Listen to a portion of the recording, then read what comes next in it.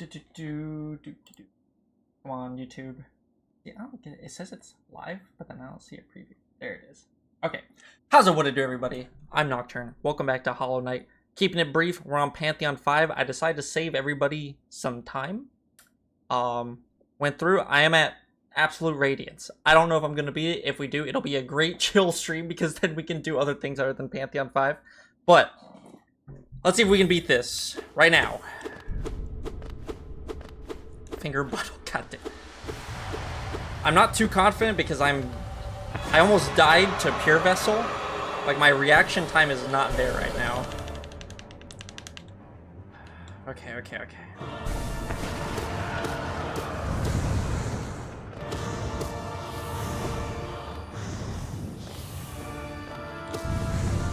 Ah, damn.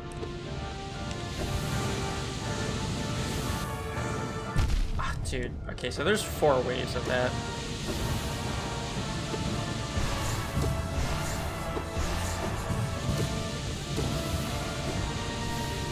Oh, can't heal yet. You really like the wave move right now. I think this is the most I have ever seen you use that. That's crazy.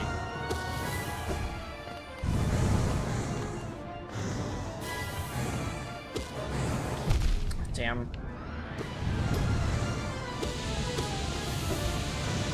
Oh, you're evil! Stop it. Stop.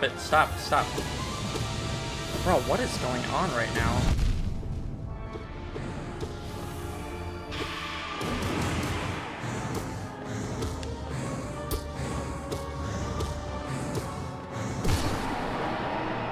Okay. We're just full healing. Okay, not full healing, we're off 1.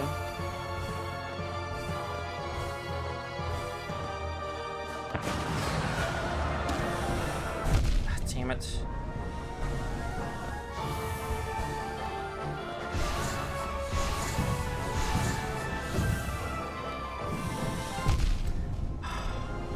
I hate how he goes off the screen. This is not good. This is really not good.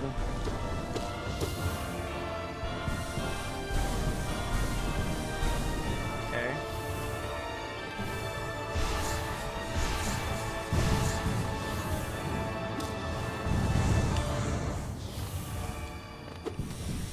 Ooh.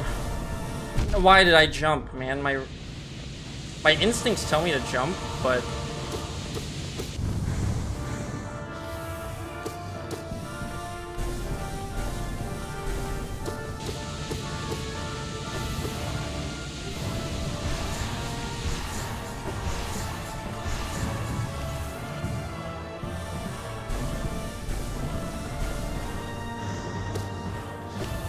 no, I lose a mask there.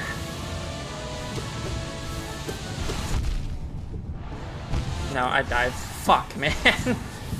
Okay, like I said, I wasn't very confident in that run, so... Well...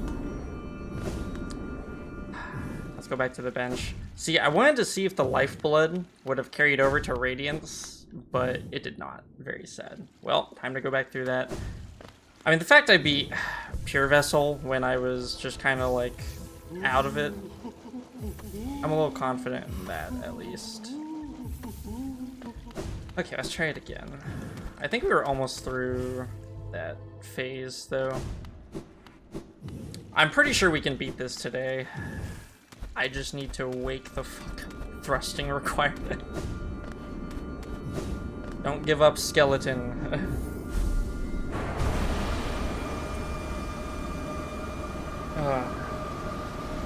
But yeah, we're doing this a day early because last week was Father's Day, and it was honestly just not a good time to do anything with my dad, so we're going to be doing something tomorrow, hence why I'm streaming today.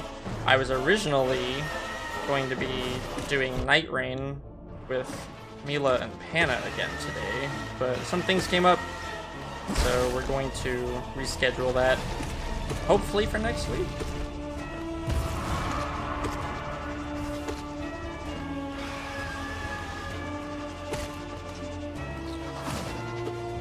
Don't.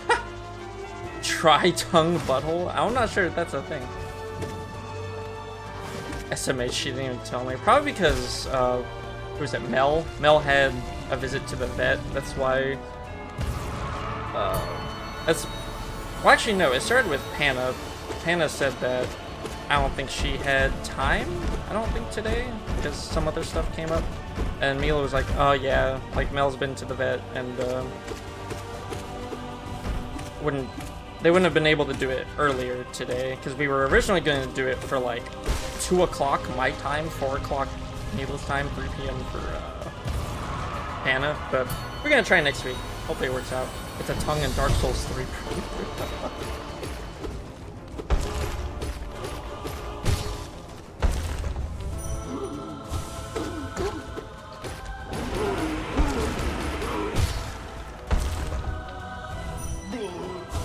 Is it a tongue in Dark Souls 3? Man, I haven't played Dark Souls 3 in a while. Well, I say that, but I actually did like level 1 New Game Plus. I didn't finish it, but I think I started that not too long ago. Okay, I need to just wake up. Wake up! Someone slapped me right through the screen. Rosaria fingers cut. Oh yeah, the pale and the forked tongues, yeah.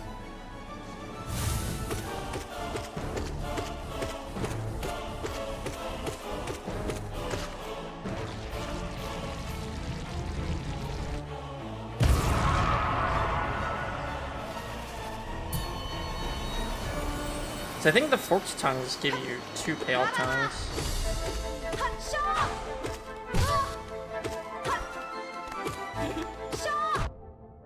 I'm not gonna lie to you, I was tempted to like see if there was a mod for Pantheon 5 to just skip all the like easy bosses.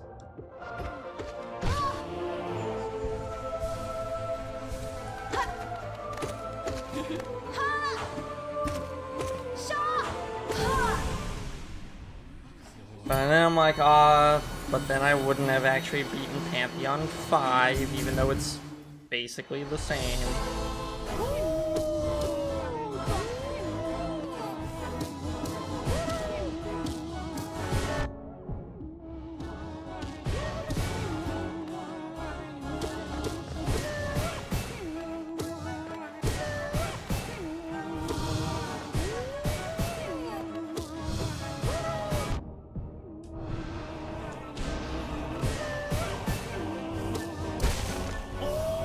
Even if you used it solely for practice, it'd be fine. I mean, that's true. I mean, there is, like, ways to practice the bosses. It's just the fact of, like, by the time I get there, it's just, I'm already worn out by the other bosses.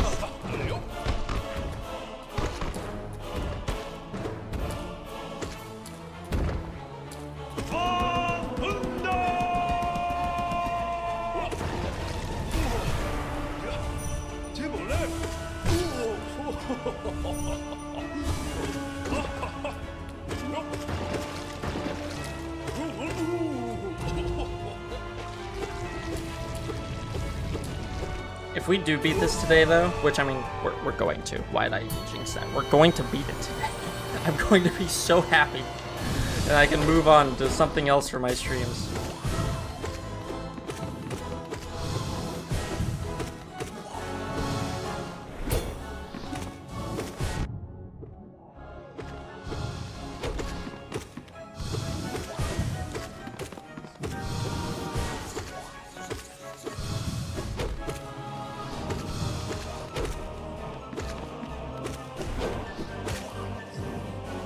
That's my annoyance with Souls games as well. I don't get to practice without actually dying to the bosses.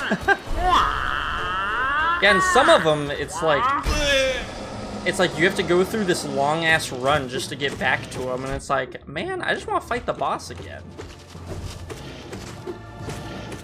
And then you get better at the actual, like, running back part than you do the actual boss. It's like, okay, gotta avoid these enemies, and then you gotta do this, and then, alright, I'm in the boss arena. 5 seconds later, dead.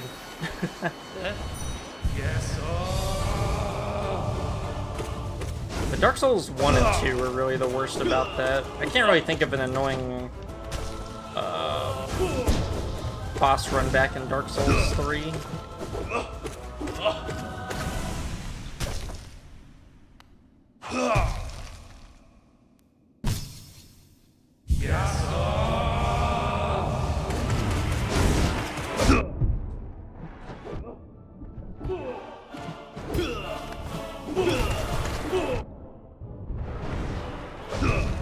I had no idea where I was, to be honest.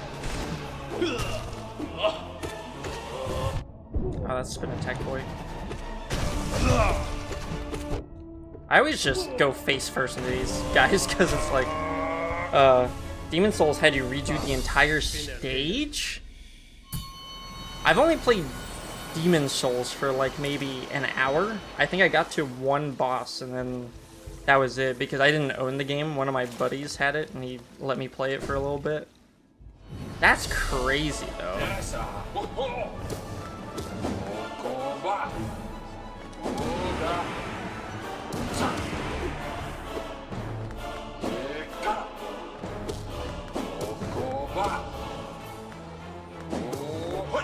I almost hate this guy as much as Shield Boy because he floats around so much faster.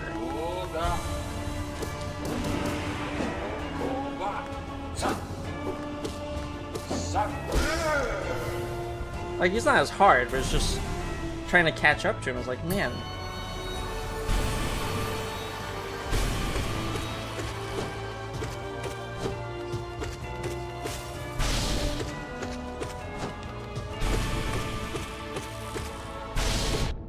Oops. Oh well.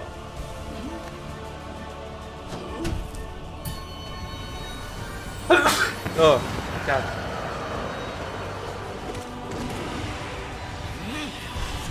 Oh, I thought you were gonna do your dash attack, man.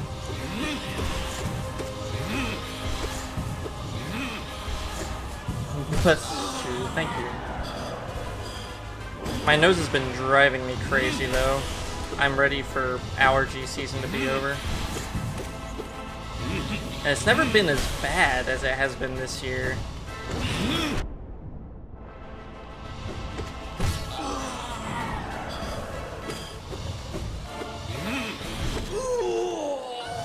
Like, my nose has been stopped up and acting up since last year of, like, October. It's been crazy.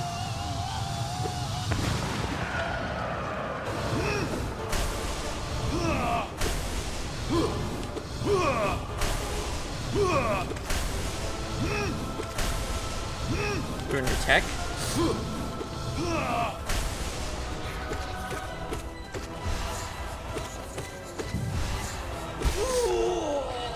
Probably can't do that with the harder one.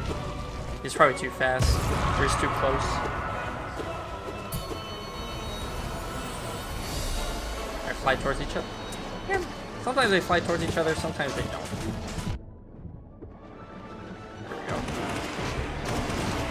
I lost track of which one was mine.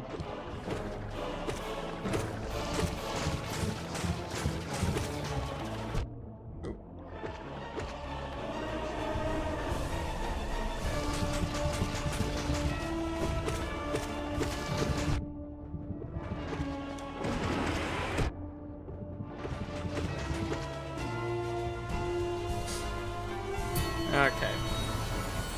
What was next? Oh yeah, favorite fight.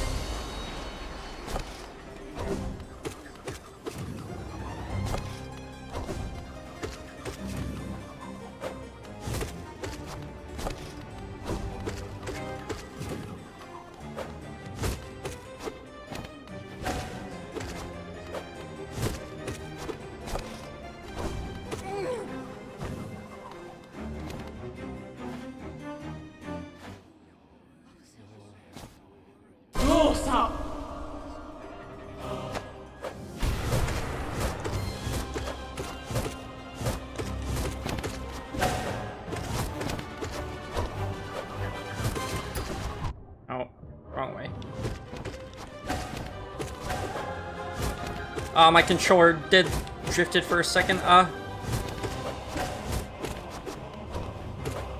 Oops. I didn't mean to hold up on that one.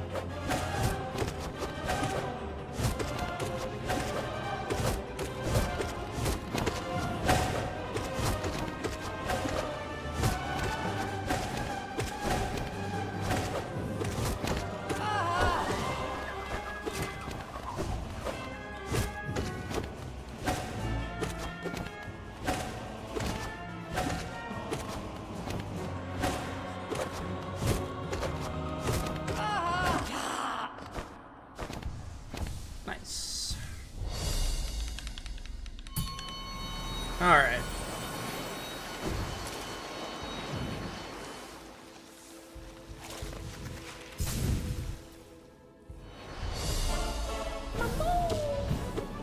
No, I'm headed too early.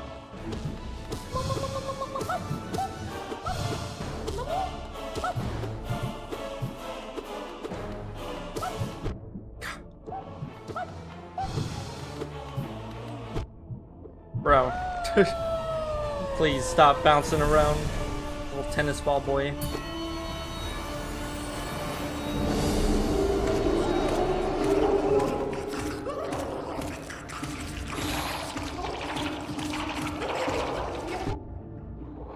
What, I got too low?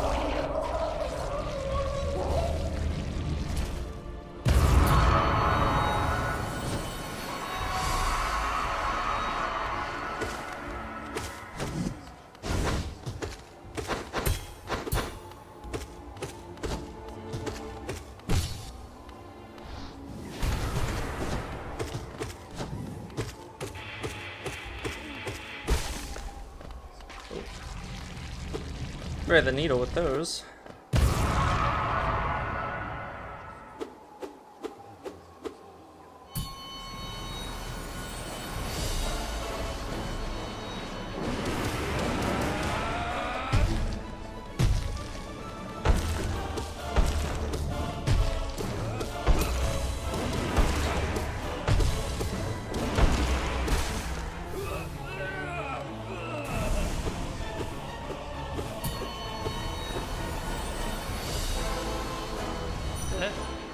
I keep forgetting you can't dream nail them at the start. Oh.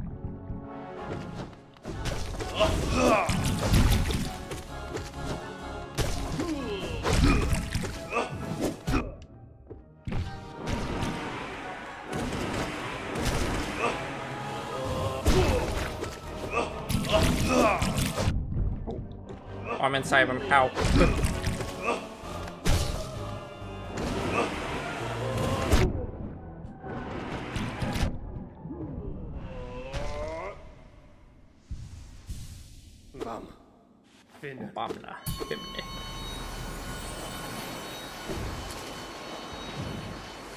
Yeah, I was debating if I should have streamed this today or if I should have just streamed like solo Night Rain or something. Cause I know there's the harder version of the Gaping Dragon dude. He's not actually the Gaping Dragon, but I forgot what he's called. Man who's weak to poison.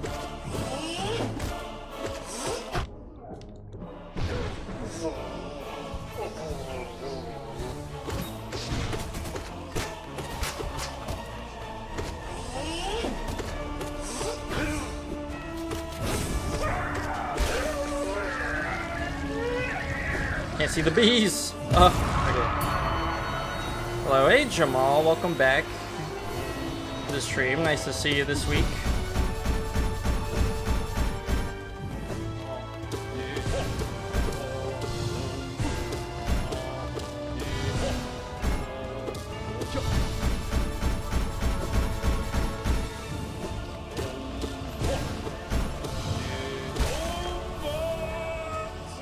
Hopefully we beat this today, because if not, well, another week of Pantheon 5, and then we're gonna be on like week 100 of Pantheon.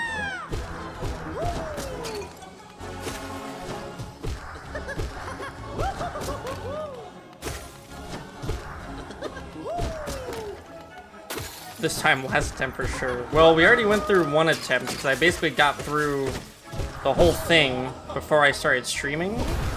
Until we were at absolute radiance, but we failed that one because I just I am not 100% awake right now. Or rather, my reactions and my muscles have not woken up yet, and my controller keeps dead sticking for some reason. Which is a little annoying.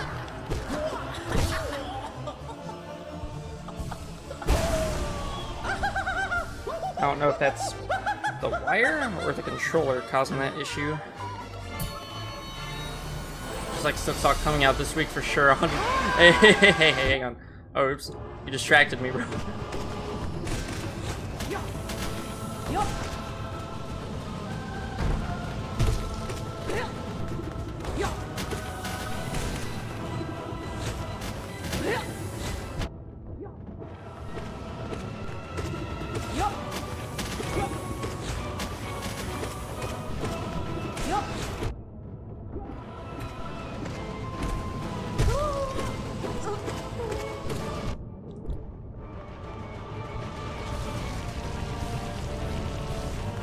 So, are we saying that if I beat this today, Silksong is for sure coming out this week? Well, I gotta beat it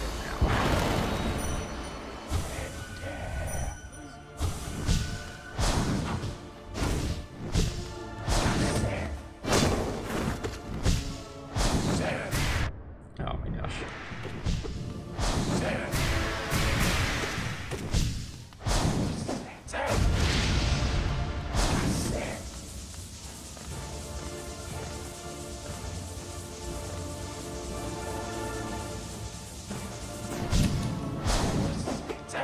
Oh, I missed.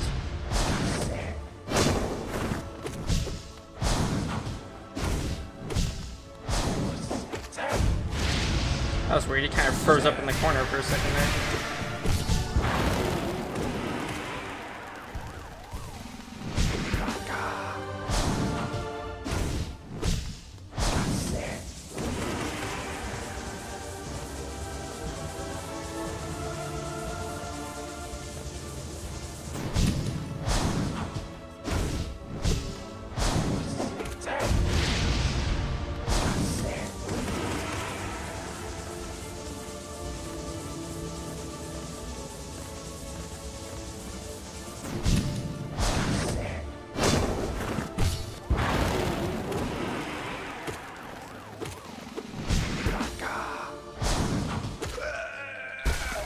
Another soul.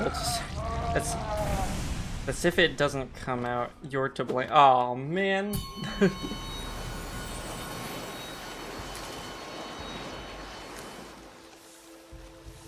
As long as I'm only to blame for this one time that it's like delayed, and not the entire however long it's been in development for, like 6 years or something ridiculous like that,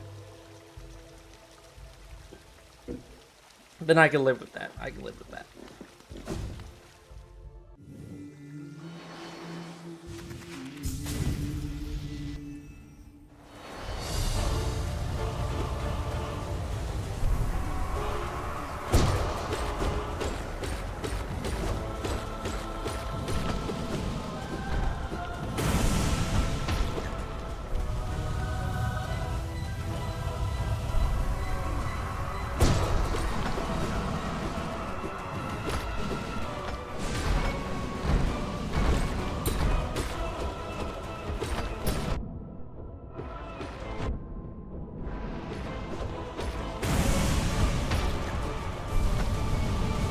Oh, wait.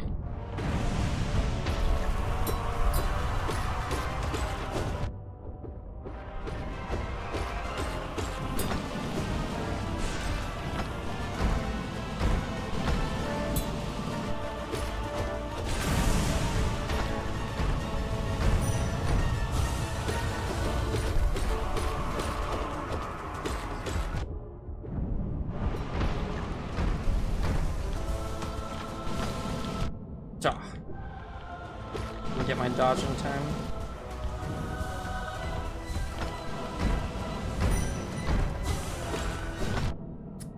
Man, why do you do that so close? I thought you were for sure gonna do your nail attacks.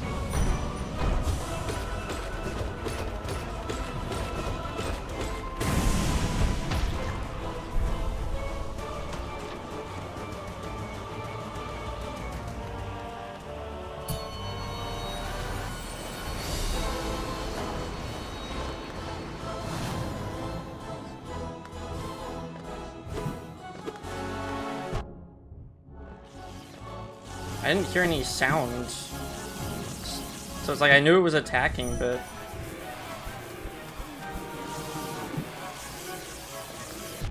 Oh, man.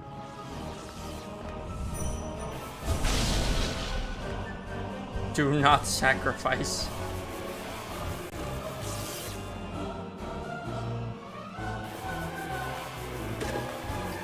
What? That was a little lame.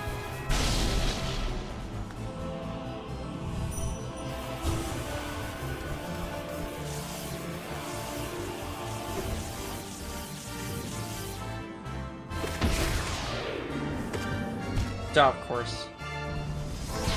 Great damage phase, yeah! Oh, man. Brother. This is probably the most difficulty I've had with this spot.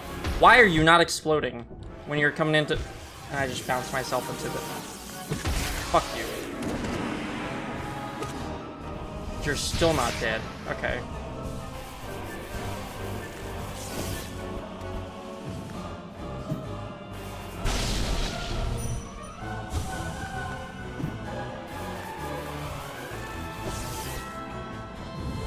That was kind of sick, if I do say so myself.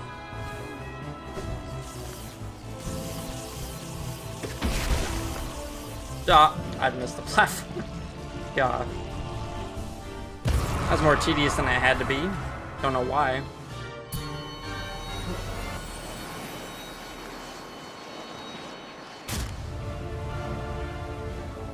It didn't even roar this time. Just cracked the hornet's neck.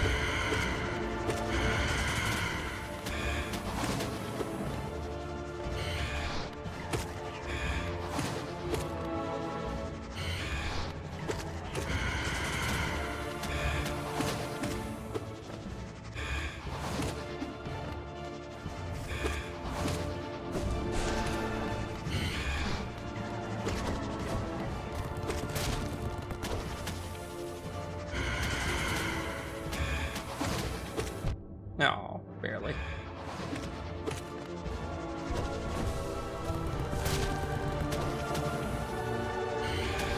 I thought you were gonna do your dive.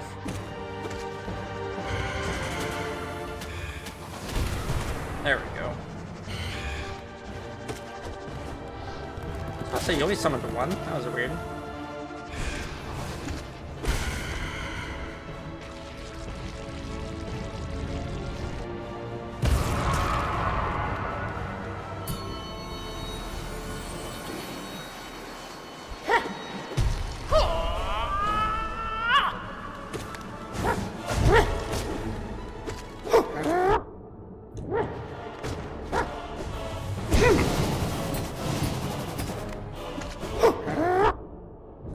He steps so far forward with that.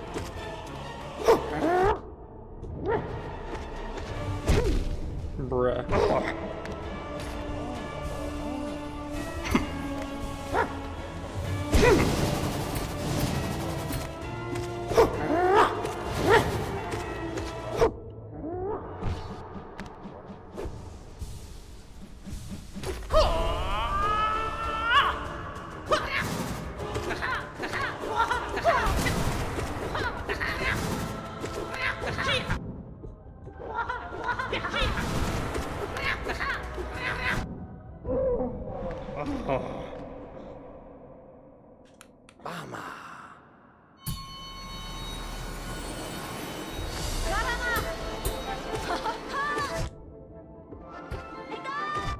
Again? I am just not paying attention. Like,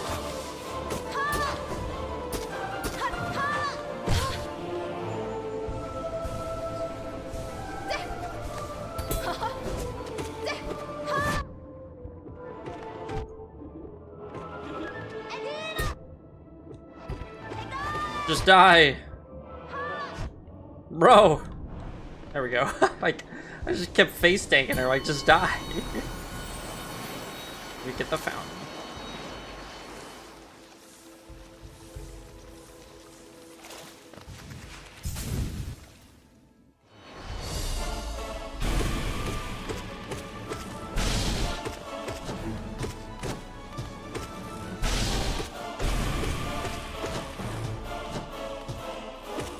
You are one hoppy boy today.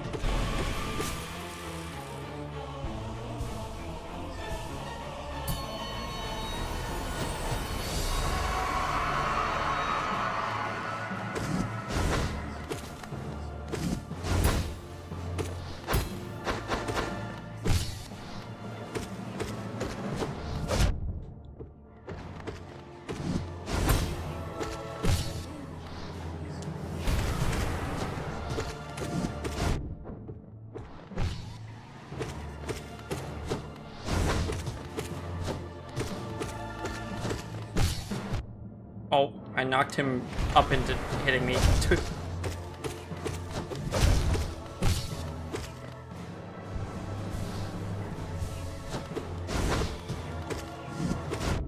Oh, didn't get my dash out.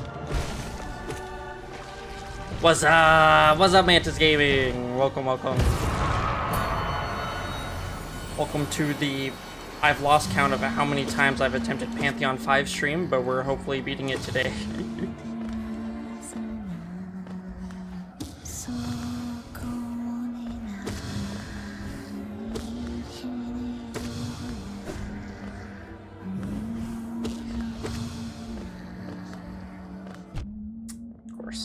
Of course.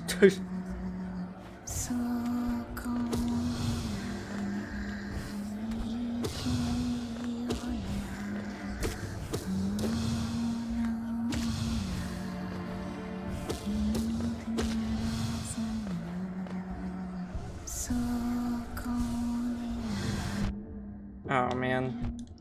Brother. I hate this arena. It's so dumb.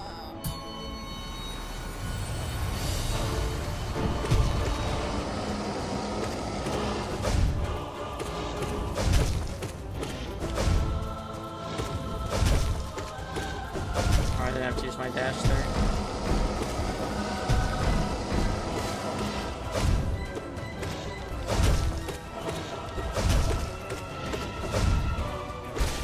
There we go.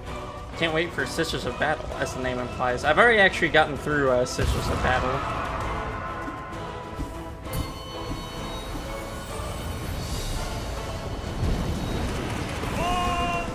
But yeah, that is Sisters of Battle is my favorite fight in this game, honestly.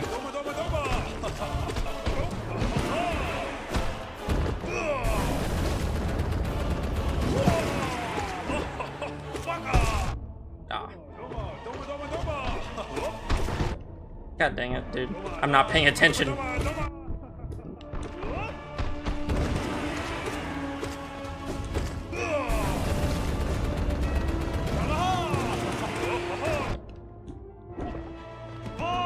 Let's say, when's phase 2?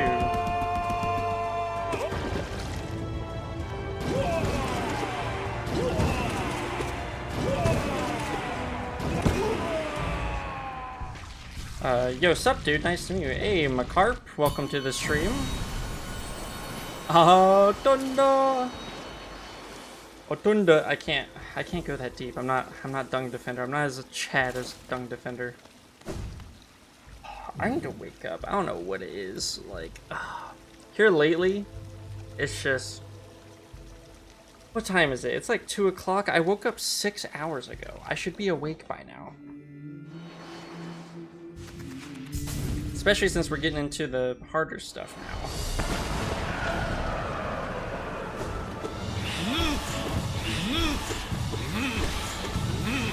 now. Oh, I thought he was gonna do that. Did he hit me with one of those?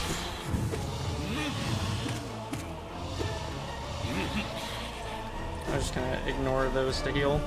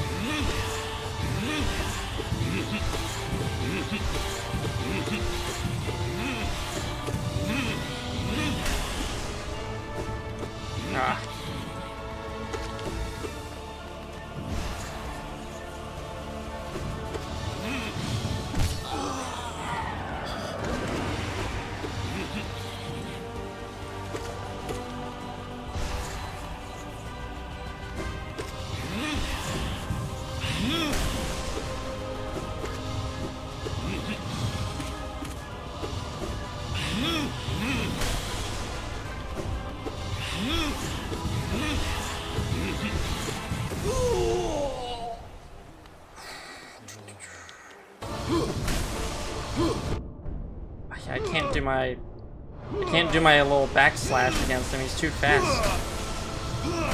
Or, well, he's too close to start off with.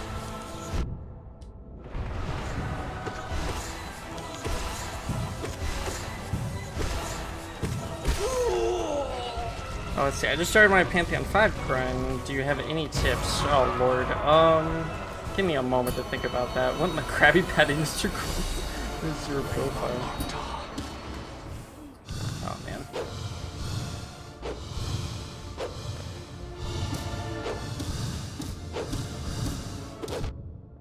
And hold down on that one.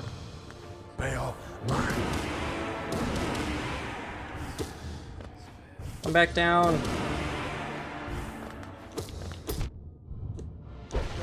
There we go. What are my charms? I know I have Mark of Pride, Unbreakable Strength. I don't think I have Shaman Stone anymore. I have Unbreakable something. It gives me 2 masks. I was using Shaman Stone for a while. I don't know if I still am. Man, the trips. Oh.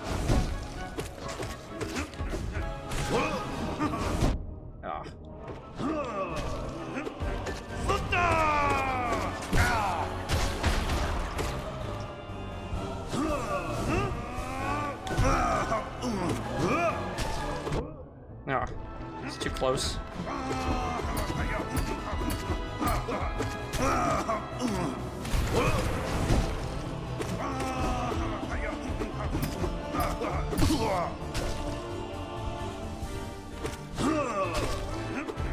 Oh man. There we go. What to put you Bapanat? Or we're speaking the Hollow Knight language. He's bugged. Mantis is in his name.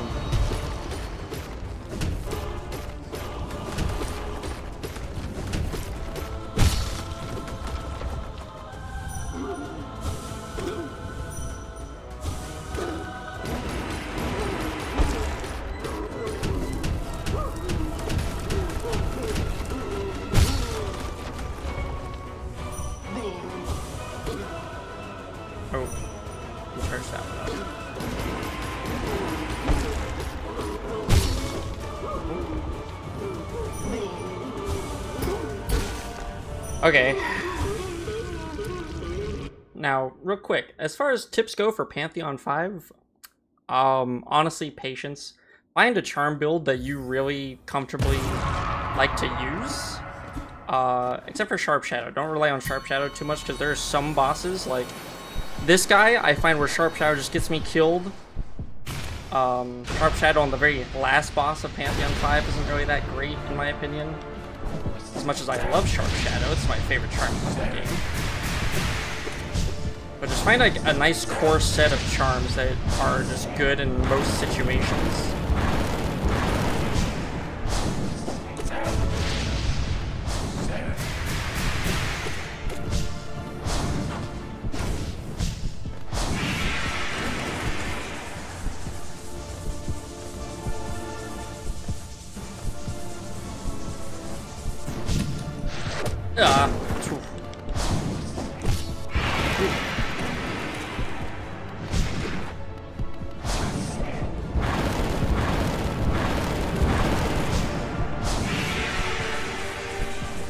See, I don't remember if I have Shaman Stone on. If I have Shaman Stone on, this is good poke damage.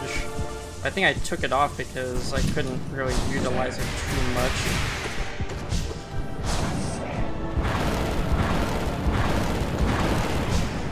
Hands are sweaty. Stop it. Ah.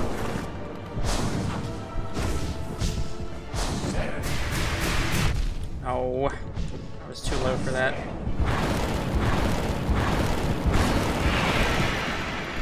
I'll just heal real quick. Oh.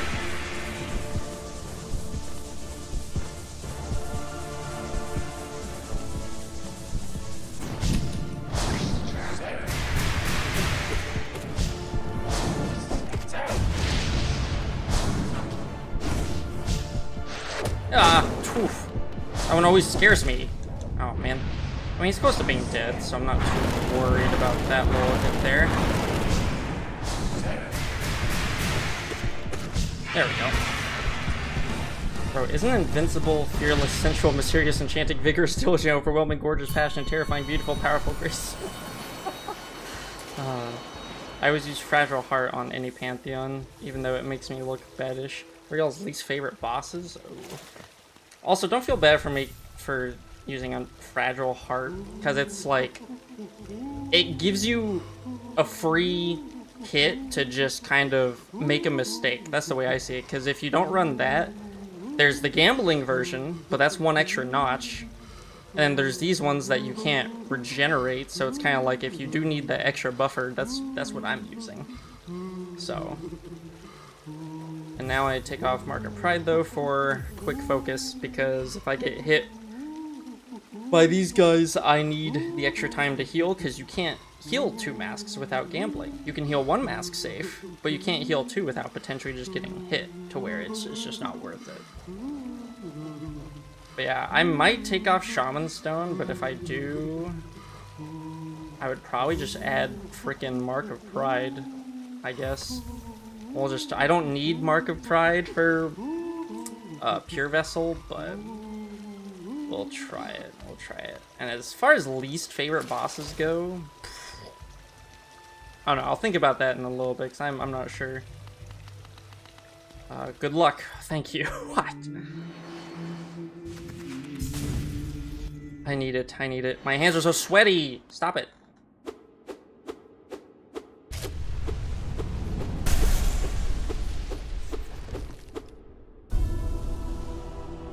Ooh.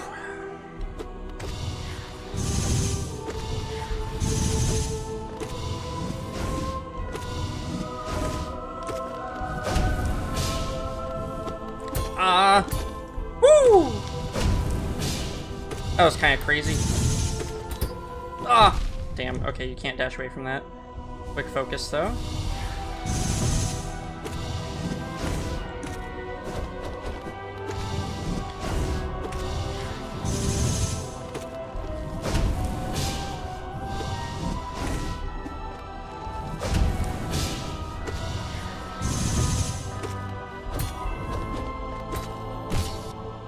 Wait.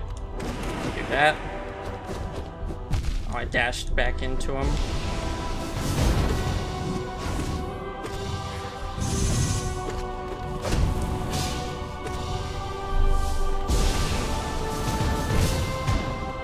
We're gonna heal.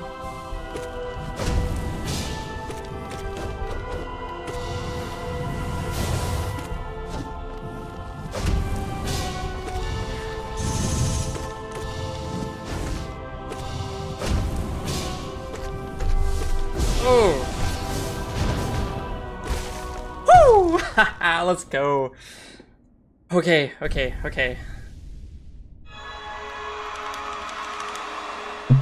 bro. Hydration boost.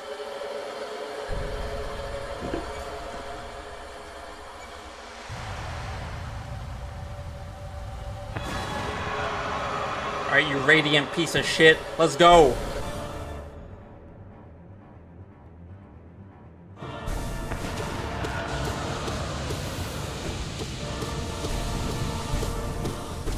Market Pride makes this a lot easier for spacing.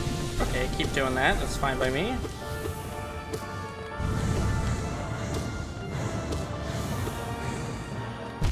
I walked into it.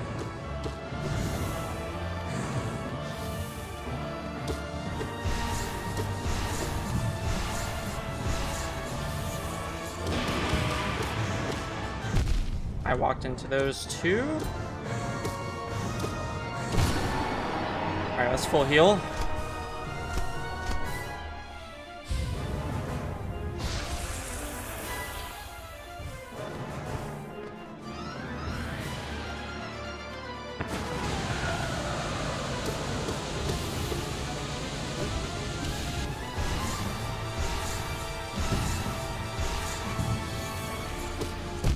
Oh man.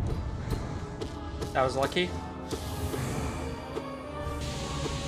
I was like, why isn't he attacking? But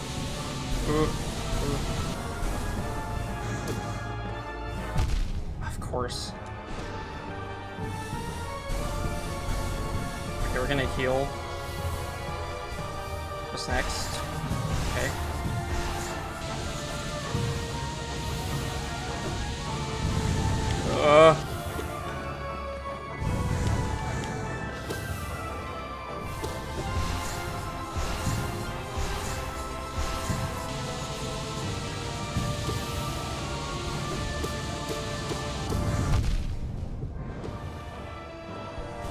Ooh.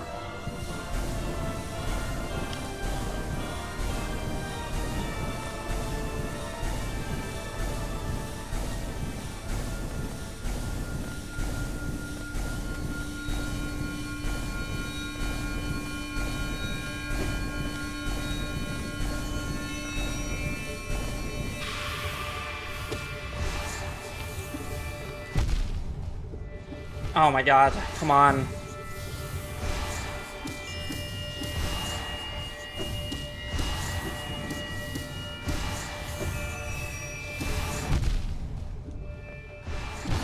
Let's go! Woo! The champion of fools has bested this Pantheon! Oh shit, what's happening? Okay. Oh wait, shit,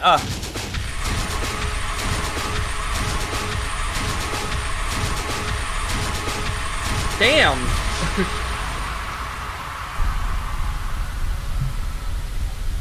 I'm free! Oh my god. Oh man. Oh shit. Cutscene, okay.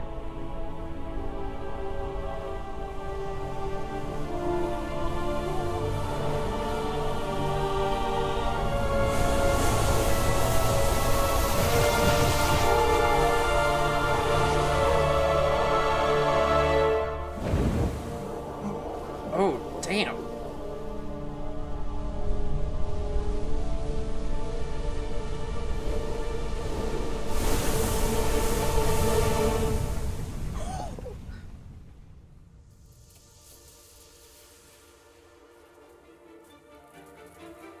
Oh, this is like an actual ending, okay.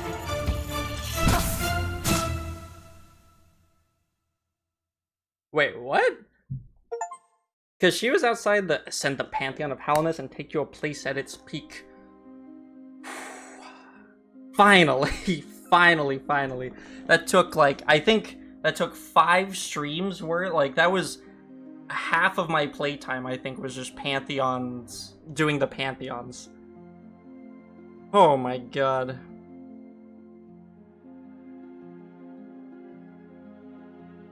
It's finally over. Oh.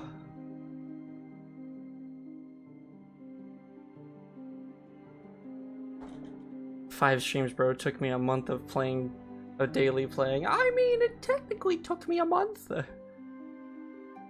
It's not even Seal anymore, to be honest, just pure Vessel. Then he should be our friend, right? Oh, it's fun that I entered the stream on that attempt. Yeah, that was our second attempt this stream, because I started streaming when we were at Absolute Radiance the first time, just to save 40 minutes of stream time. And then I died, because I was not all there.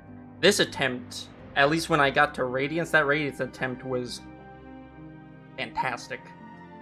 Oh, I was trying to use Mark of Pride, honestly. I mean, I was debating it because the way I like to play is like a mixture, right? I like to use spells with melee, so I use Shaman Stone.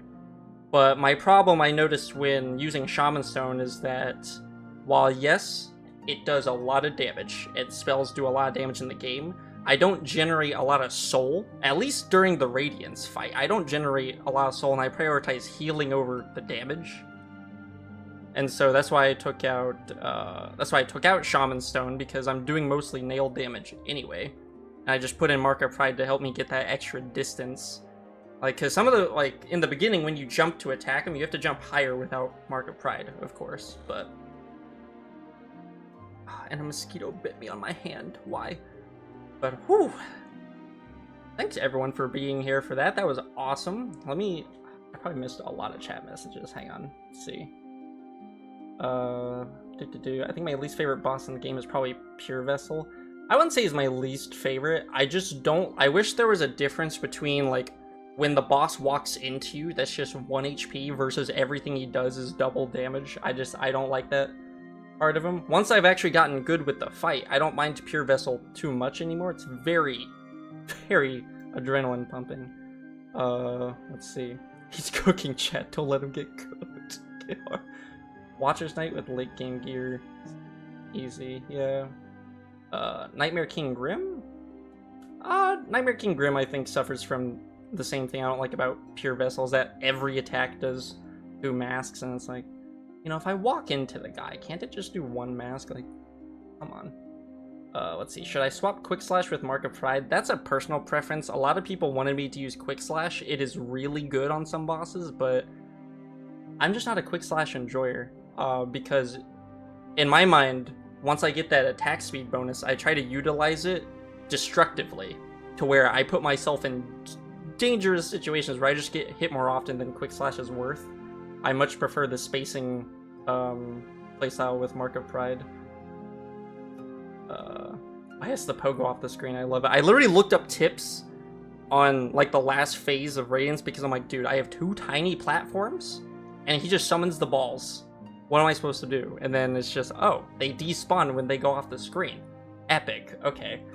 And I saw that pogoing was a tactic, so that's what I did right there, and that works really well. Anytime I fight Radiance, I'm gonna do that. GG. Cook Silk Song this week for sure. Oh man. Let's see. Well played, Gago. Bye, Rambo. Hopefully you're still here by the time I'm bringing that. I had to read the old chat messages, but thanks for joining in. Hope to see you next time. Whatever we're playing next time, actually. Yeah, that's right. I spammed Descending Dark in Phase 1, so I kept it. Descending Dark, I wanted to use more of that in, like, Phase 2 and 3, but I think just with the amount of soul that I had, I just preferred Shriek over it, because I found myself not needing... Well, I say not needing the iframes. I probably needed the iframes, but I was just like, Shriek! More damage! or something. A bug bit after beating the game about bugs. Nah, the Pure Vessel hate can't be tolerated. I've done it on Radiant. Pure Vessel, like I said, I don't hate Pure... When I first fought Pure Vessel, my first few attempts, I really disliked Pure Vessel just because homie just... Because you have 9 masks, so he kills you in 5 hits. And so... when you're trying to learn a boss that kills you in 5 hits, and while granted, yes, most like Dark Souls boss do kill you in that amount, you can heal most of your health in Dark Souls. In this game, when a boss is staggered, you heal, in this case, at full health, you heal 1/9 of your health. And so that's why I used Quick Focus, because I want to heal back the damage I took. Let's see. That's true, I just got good at being aggressive, which is a playstyle choice. Yeah, that's true. Oh, same. I did the exact same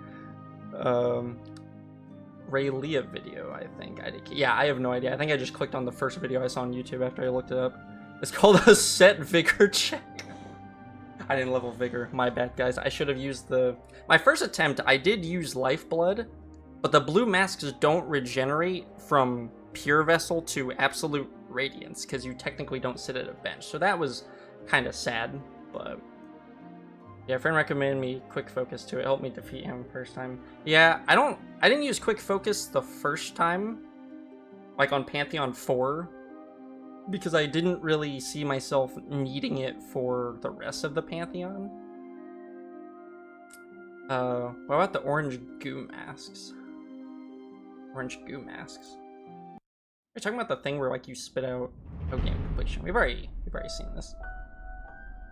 Hive Blood is too expensive. Oh, Hive Blood. Is that the one that... I don't think I used it, ever. Is that the one that replaces your Soul Shade with just the bugs? Or something like that? Oh, man. So see, now we've beaten the game, or we've beaten Pantheon 5. Does it like show anything up there since I've done it? Just want to see. Yeah, because I found myself using quick focus more on this Pantheon because there's the bench right before Pure Vessel. Oh, the thing is done up here. Which, anyone who does all the bindings, like, you're a fucking psychopath masochist. I don't care who you are. That shit, if it takes 40 minutes to get past, like, all the way to Nightmare King Grim with charms, I don't want to know how long every attempt takes without charms. Because that's just crazy to me. Have you finished the journal? No, honestly, because all things considered, I normally stream... Oh, hang on, I got a message real quick.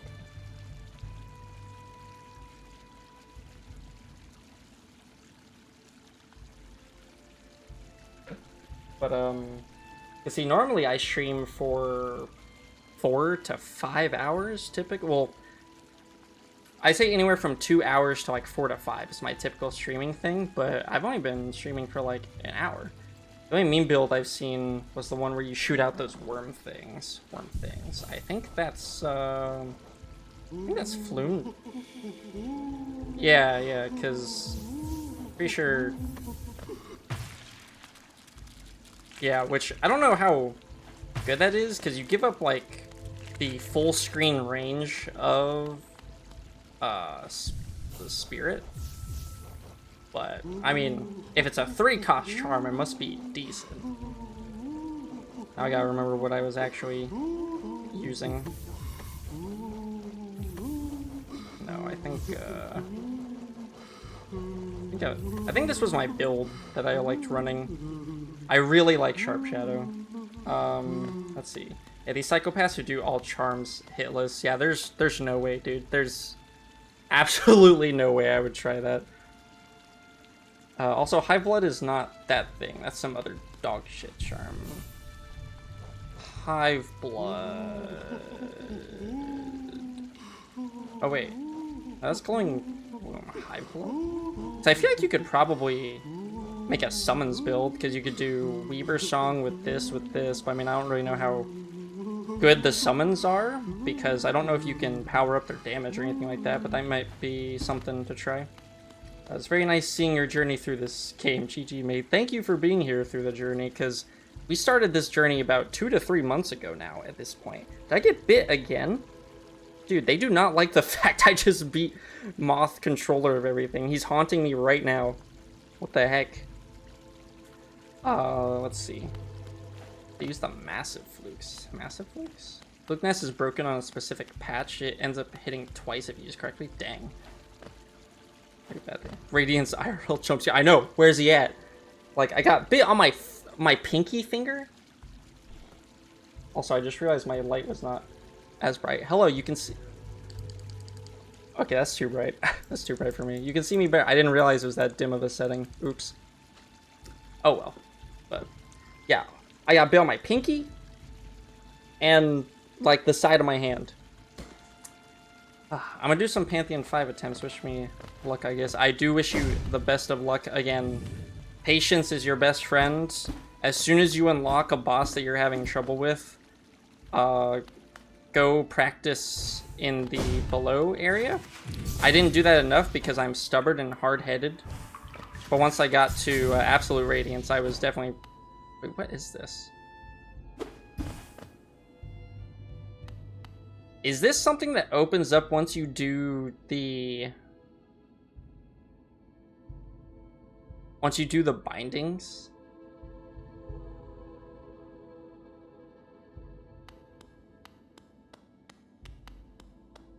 For... Oh, there's no big circle here, but it gives you blue hearts during the Pantheons. Bruh. So if you do the bindings, you can unlock blue hearts for the my completionist in me might do that at some other time, but Yeah, very pointless now. What the heck? Is it going to be Steel Soul time? I don't know if it's going to be Steel Soul time. I definitely want to take a break from Hollow Knight because I've been doing it for 2 to 3 months now. And while it was fun, it was very fun. I really enjoyed this game, honestly. I can't wait for Silksong. It's just the fact that being stuck on Pantheon 4, I think I was stuck on Pantheon 4 for 2 streams, like half of my streams. This is day 12 of Hollow Knight. I want to say we beat the game on day 6, and we were doing all the extra stuff, which is fine. But when did we start the Pantheons? So I think we started the Pantheons on day 7 after we did Path of Pain. But I think we completed the first Pantheon on day 7. So day 8, I think, is when we started Pantheon 2. So 8, 9, 10, 11, 12. It's taken 5 streams to beat all the Pantheons, pretty much. It's very hard to do still to you, though. I mean, because it looks like you don't need all of the, oops. It didn't look like you needed all of them, because I think there's only 16 circles on here. Or 8. Yeah, there's 16 circles. So you could, if you wanted to do it that way, you could do all 4 of the bindings up to Pantheon 4, not do Pantheon 5, but I would probably just do some bindings here and there, because the one that locks your nail, is that the one that, like, does it just put your nail to base nail damage? So I don't know if it locks you out of nail arts or just puts you at base nail damage, like beginning of the game nail. And then there was, what bindings were there? There's the soul one, the masks one. The masks one for health wouldn't be too hard for Pantheons 1 through 3. I would probably have a hard time with Pantheon 4 once I got to Pure Vessel, because that's a 2-hit kill. It took me 40 hours to do all the Pantheons. I fucking hate No Eyes. No Eyes is really annoying, especially when you get to that last arena. I want to say I beat the game at 27 hours? And we're at like 40 something now. Might as well just say 50 hours. So doing all the extra content, like the Palace, Grimm's, what was it? White Palace, Path of Pain, Grimm's Circus thing, and then the Pantheons took about 25 hours in total, I want to say. Unlocks at 8, then increases for every 4. Oh, I see. But yeah, I don't really know what to do. I mean, I could just go chill, have a chill stream, and go hunt down what I need in the Hunter's Journal at this point. Oh. Have I seen this before, or do you get this from beating the, Pantheon 5? Damn, that's quick. That's what someone when I beat the game, after they saw how many hours I had, they're like, I feel like you didn't really enjoy the game. You went through it too fast. I don't know, man. Because I had a lot of help from chat. Chat was telling me kind of like where to go. Spiny Husk. Probably in Queen's Garden if I had to guess. I gotta go back to the E place.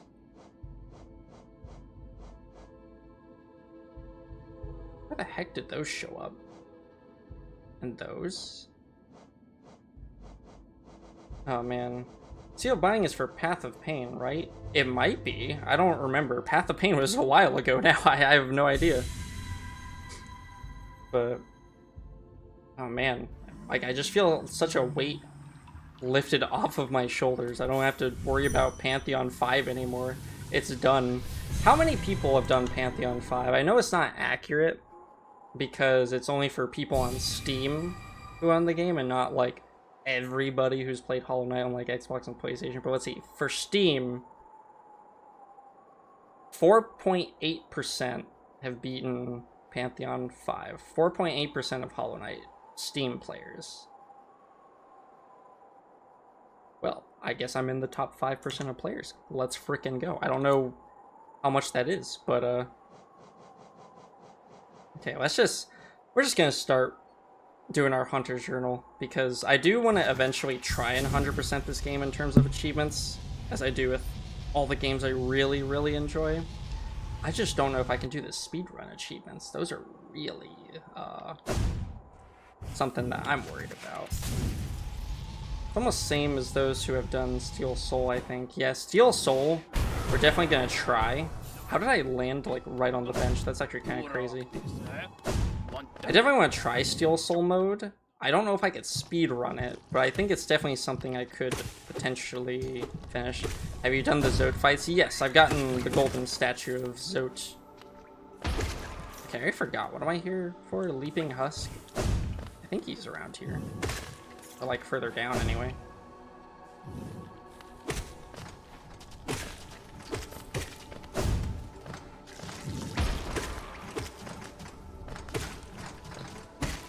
Or maybe he's gonna be like somewhere else. See, I told myself that like doing the Hunter's Journal is not gonna be a great stream. But I'm just doing it to fill time because I beat Pantheon 5. Ooh. No idea where I'm going. Not gonna be this way. I probably should look these things up, but let's see, we've done the Zote fights. I think we've checked all the NPCs. Oh, hey, there's one. He's infected. I don't know if that one counts. Ouch. There's a hidden Zote fight in Godhome. It's infinite, though. More of a challenging thing. So he gets harder every single time and doesn't, like... Or, like, what do you mean? So I know about, like, the Zote statue and stuff in Godhome to, like, refight him and everything, but...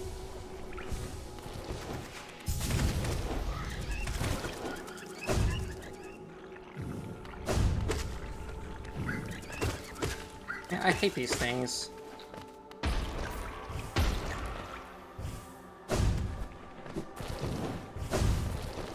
I'm honestly just kind of running around at this point because I don't know where. Well, no, you'd have to see yourself.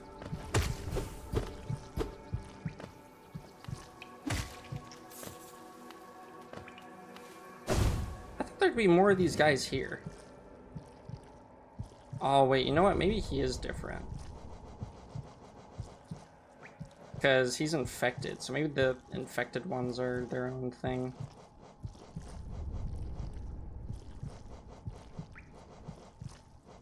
I'm not seeing it, if it is.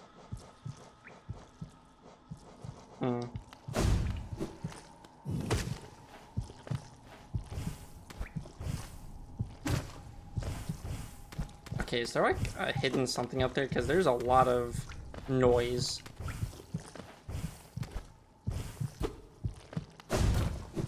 It might just be the background, I don't know. I know where these all are from. I'm not gonna spoil. I'm at the elevator? Bruh. Oh wait, I could just double tap my thingy. So I'm down here? I forgot what was this way. Oh hey! Nice. Well, that's 1 out of my 7 I needed.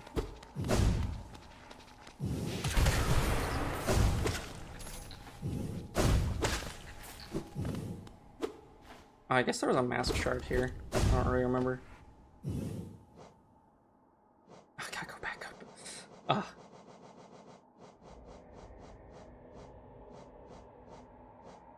I guess I should change the stream title because we're not on Pantheon 5 anymore.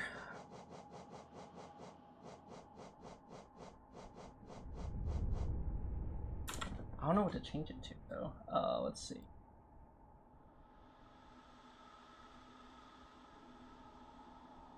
Because it's like... Did you beat Pantheon 5? I did. I beat Pantheon 5. Finally. I did it. I am part of the top 5% of Steam users who have beaten Pantheon 5 in Hollow Knight.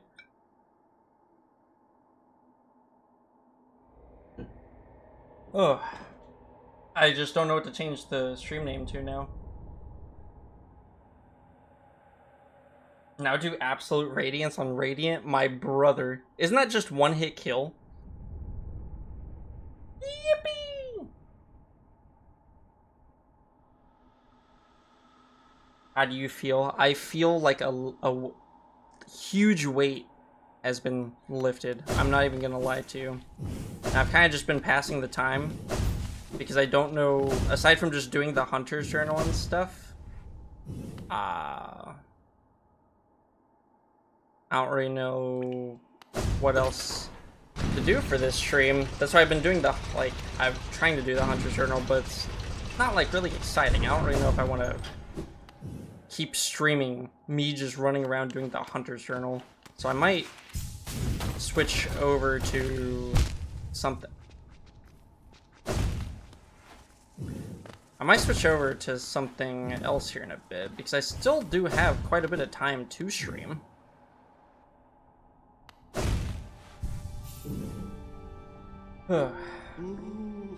Actually, you know what? I have an idea. Hang on. I have an idea.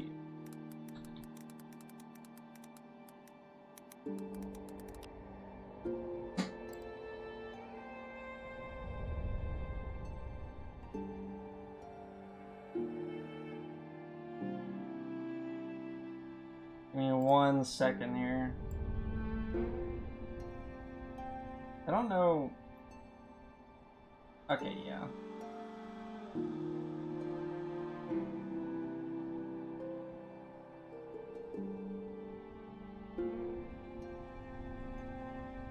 Oh, you're serious? I have to turn off my ad blocker just for this, really?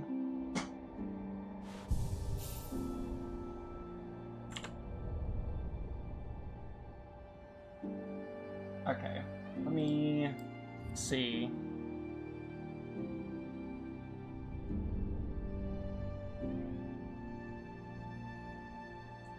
I've been summoned for Night Rain Gaming. Hey, yo, we'll have fun with Night Rain. I might go play that here in a bit, but we are to pass the time because I'm probably not going to stream any more Hollow Knight today. But let me see, because I don't want to capture the whole thing. Hang on, give me 1 second. Let me see. Okay, there we go. We're just gonna make this big so that way there's less random stuff on the screen. Let me make that. There we go. Let's rank the bosses. All right. So, where do we even start? I guess we should start with the first one, which I guess is this guy. Oh, I guess I should probably define the tiers, huh? I don't really think we need this many tiers for Hollow Knight bosses. Just, I think 4 of them would be suffice. It's crazy there's still lots of people playing Hollow Knight. To this day, I can go to Twitch, YouTube, and find so many people. Yeah, I noticed that because, what was it? Ever since I started streaming, not saying I started the trend or anything, I've actually found, like, YouTube has recommended me people who were streaming it for the first time, just like I was doing. So I'm like, huh. I guess just because with all the Silksong stuff, everyone's like, alright, let's go play Hollow Knight, kind of thing. Which, I mean, that's exactly what I did. Okay, so I'm not gonna lie, I don't know what this one is, because isn't that just the one that takes over this suit? Okay, S, I don't really feel like I need to explain the S tier boss, aside from just Sisters of Battle, obviously. That can just be right there. F, probably just going to be, I mean, it's just not a fun, not fun. We'll just leave it at that. Not a fun fight at all, in any shape, way, or form. Happens when you watch streamers. YouTube tends to boost a lot more live views on what you play. That is true. Otherwise, I would have never found Mila back in the day. It's really funny because how I found Mila was, it was an Elden Ring stream, but YouTube specifically showed me the stream that it was already over. It was a VOD, and she didn't stream anything. It was 30 minutes of just her intro because it eventually got canceled because of construction or something like that. That was my first Mila video, and I'm like, What the hell is this channel? There's more S tier fights, man. I know. I'm just saying that Sisters of Battle, that is going to be my standard for S tier. Let's see, B tier. It's going to be like, it's a boss, I guess. Sure, well, yeah, it's a boss, I guess. This will be, let's see. Pretty cool. I don't know. We'll just keep it like that. So, first boss was this guy. And I mean, it's a boss, I guess. I mean, as a first boss, he does his job. You use everything that you've really learned up to that point and everything. I think he was actually like the first thing I died to in the game. But, I mean, as a first boss, he's not bad as a boss. He's just kind of like, he's alright. I'm just gonna put that there too because I don't remember what this is supposed to be. Because isn't this the guy that's inside of the armor? I could be wrong. But who comes after that? Man, trying to do this in order is hard. False Champion. Yeah, I think that's his name. Yeah, False Champion. That sounds about right. Okay, I guess we're not doing this in order because I don't know who comes next. You know what? We'll do Hornet. Hornet's a pretty cool fight. It's fun. The Green Path one, I would say, is not really that challenging for everything you've learned in the game up to that point, but no, False Knight and False Oh. I mean, they're the same fight. One's just faster and one does double, like, they're the same to me. I guess we'll just leave them there. Yeah, Hornet is a fun fight. Green Path fight is all right. It was fun, but then the fight you do in the mountains, which I'm not sure if that one's here. I'm not sure what this one is. That might be that, but we'll do it like that just in case it is. I'm not seeing another Hornet. I see Sisters of Battle. We're just gonna put them up there right now. S tier, favorite fight in the game, most fun fight in the game. I don't care what anybody has to say about Sisters of Battle. Fun fight. Same with just the Mantis Lords fight. It's the same fight, but because Mantis Lords is you fight one, then you fight two. Sisters of Battle, you fight one, then you fight all three. I wouldn't rank it higher either. They're both equal based on where the character's power is. Yeah, because I want to say, weirdly enough, just because he was faster and had more masks, I was stuck on it for a little bit just because I was making really dumb mistakes. It was like one of the first fights that really just kind of taught me proper spacing and just more patience. Even though it's the same fight, it's just, hey, he's a little faster and, you know. I see that, like, why is this a boss? It's literally just a punching bag. Nice to generate soul in Pantheon, but, like, it's just, yeah, let's see, not fun / why even. That's what I would say with that boss. It just sits there and it spews out little things that you kill in one hit. Well, I don't remember when you first encounter it. I still think you killed him in one hit. And if not one hit, then 2 hits. It's just not, it's not really a boss fight.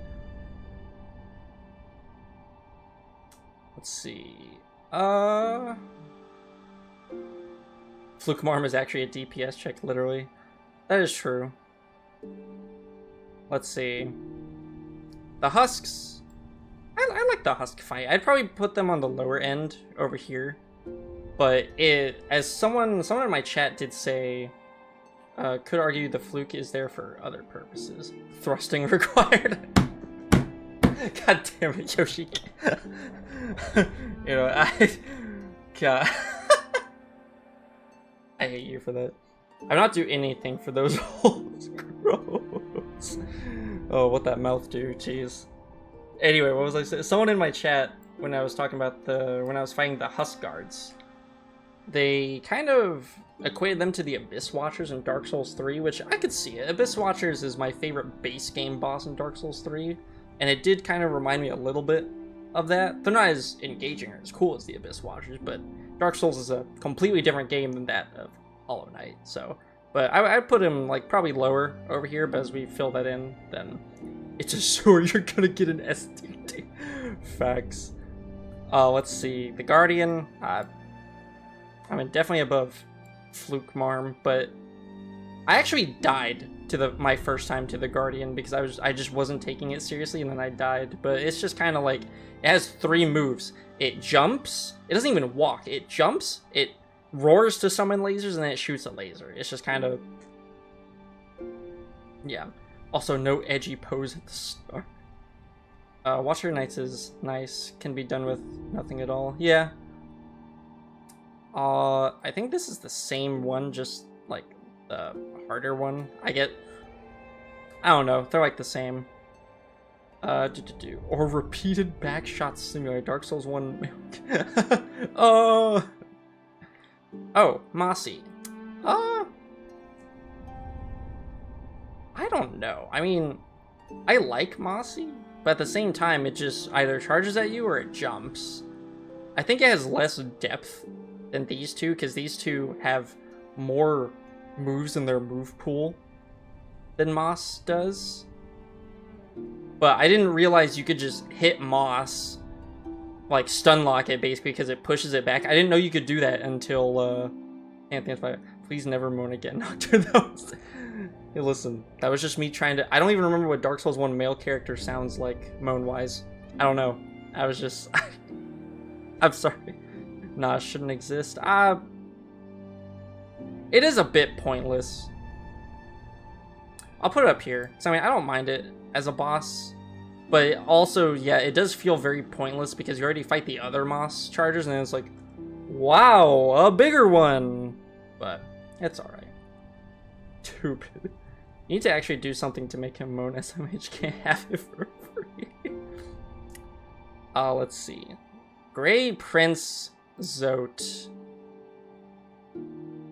I don't think I put him above Hornet. It's not a bad fight. I'm basing this off of the... I think it's the 3rd or the 4th time you beat him and he starts doing double damage or something, but he's not a bad fight. He's still fun even when he does a lot of damage. I don't really have much to say about him. He has a very interesting moveset, very funny. Above Hornet 2 for sure, no? I might be a little biased to Hornet. As far as a boss fight goes, yeah. That is true. He has more depth in terms of a boss fight.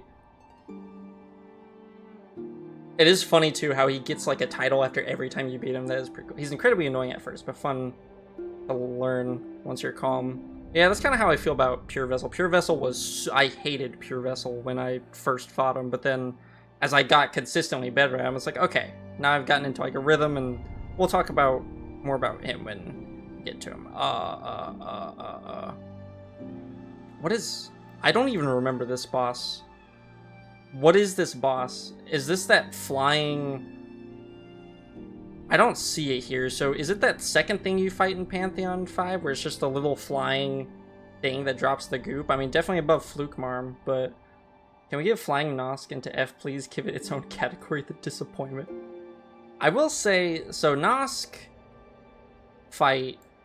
I didn't necessarily enjoy it, but once I kind of learned the gimmick of it, it was alright. I'm putting it up here only because the environment, like the story and the environment and the build-up to Nosk was pretty freaking creepy. It was really creepy. Well done. Very well done, honestly. But Flying Nosk, yeah, I mean, I wouldn't put it like down here. It did jump scare me a little bit when I saw Hornet's neck turn, but it's not... I don't know. I don't like it as much. It is harder, I think, just because this one... So there was a discussion, I think, last stream about this, because someone asked if Flying Nosk was harder than normal Nosk. And I feel like normal Nosk is definitely easier just because of the arena. Because all you have to do is once he starts charging you, you go to that side of the arena, because there's a little...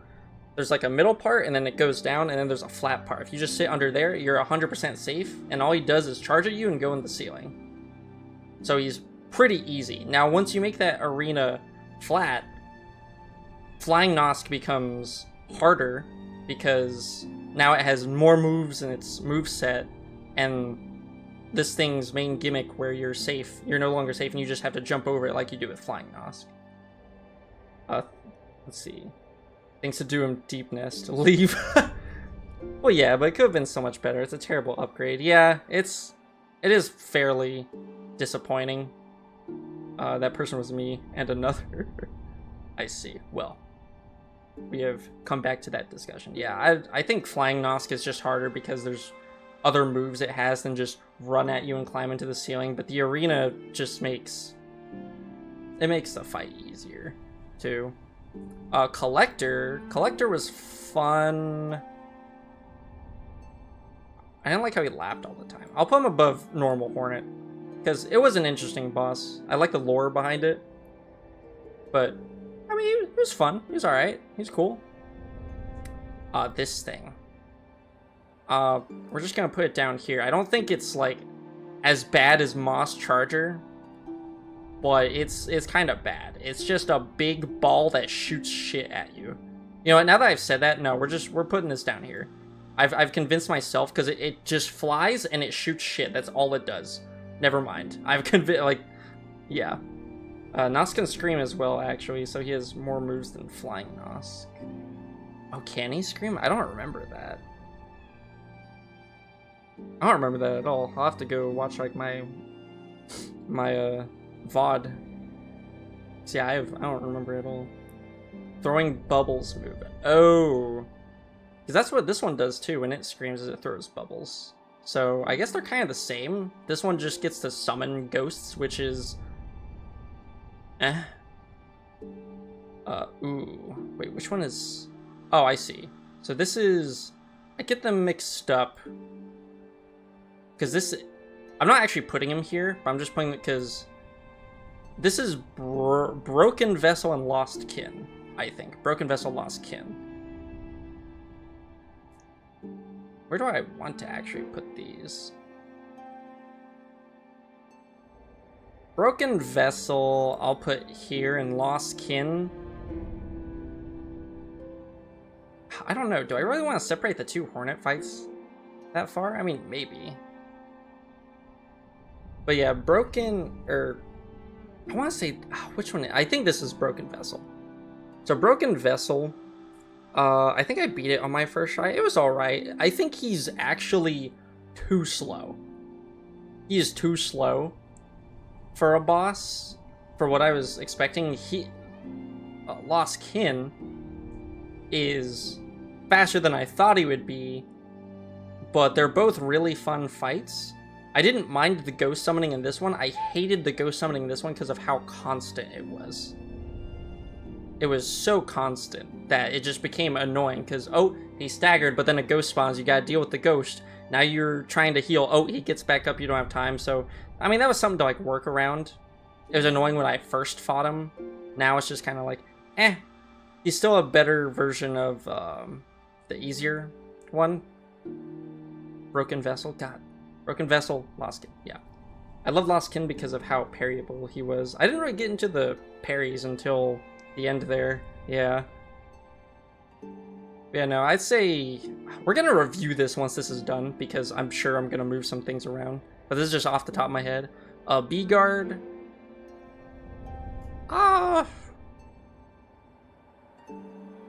That's a boss, I guess. I'll put him at the top of...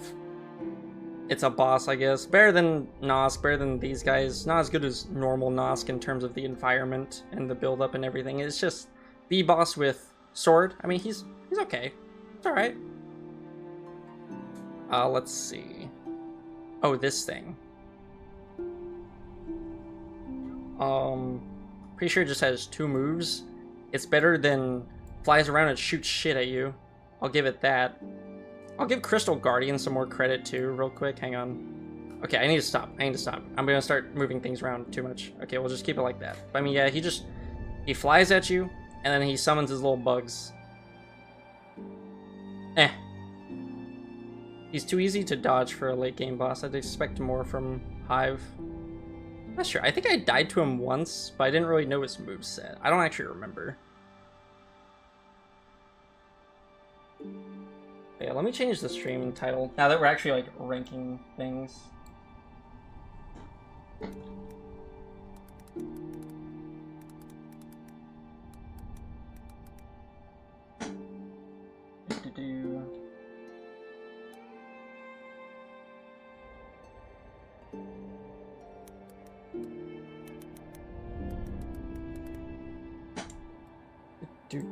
Okay, there we go.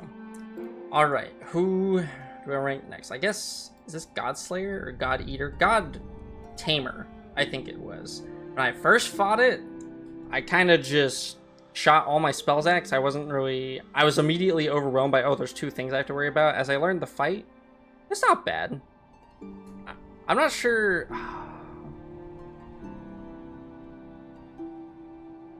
I don't know. Like, it's a cool fight. Nosk is, again, like, Nosk is just better in terms of the environment. I don't think I enjoyed the Nosk fight more than God Tamer, but God Tamer is just in the Colosseum. I do him more than flying. Yeah, definitely above flying Nosk. It's just, I don't know, like, normal Nosk, it's just, again, the build-up to it was just so good. It gave me actual, like, it reminded me of, I think it was like Metroid Fusion, like the first time that sort of trope happened to me in a video game where you see something that resembles your player character, and then, like, you go off screen, you come back to where they were, and they're just gone. I think you need another category between pretty cool and it's a boss. Okay, we can... Oh, oops. Oops. What have I done? We can add one. Let's see. Add a row. Wait, which one did I click? Okay, add a row below. I don't really know what to name this one, though. Give it green. I don't think any of them are green. Oh, wait, that one's green. Okay, cool. This one will be... we'll just say kinda cool / fun. How about that? Kinda cool / fun. Boop. Boop. Boop.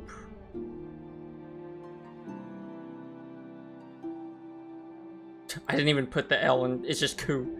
Hey, cool, you know, cool.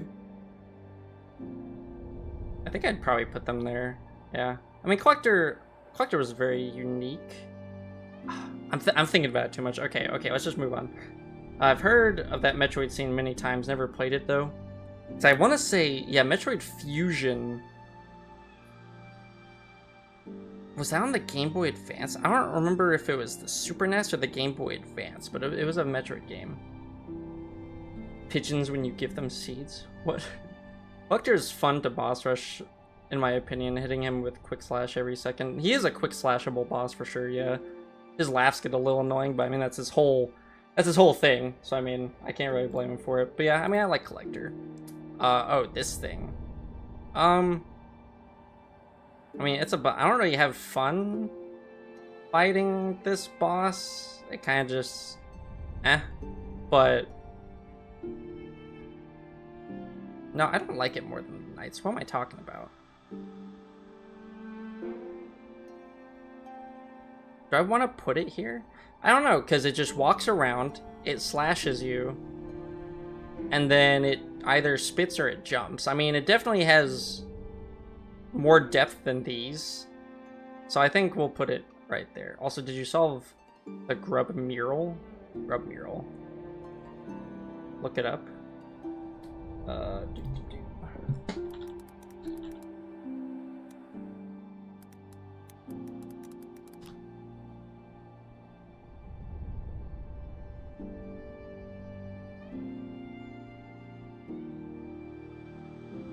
Oh wait, that's right, because he had like 3 or 4 grubs. Spoiler, hang on. After defeating the Collector from the tower, there's a hidden room above the arena.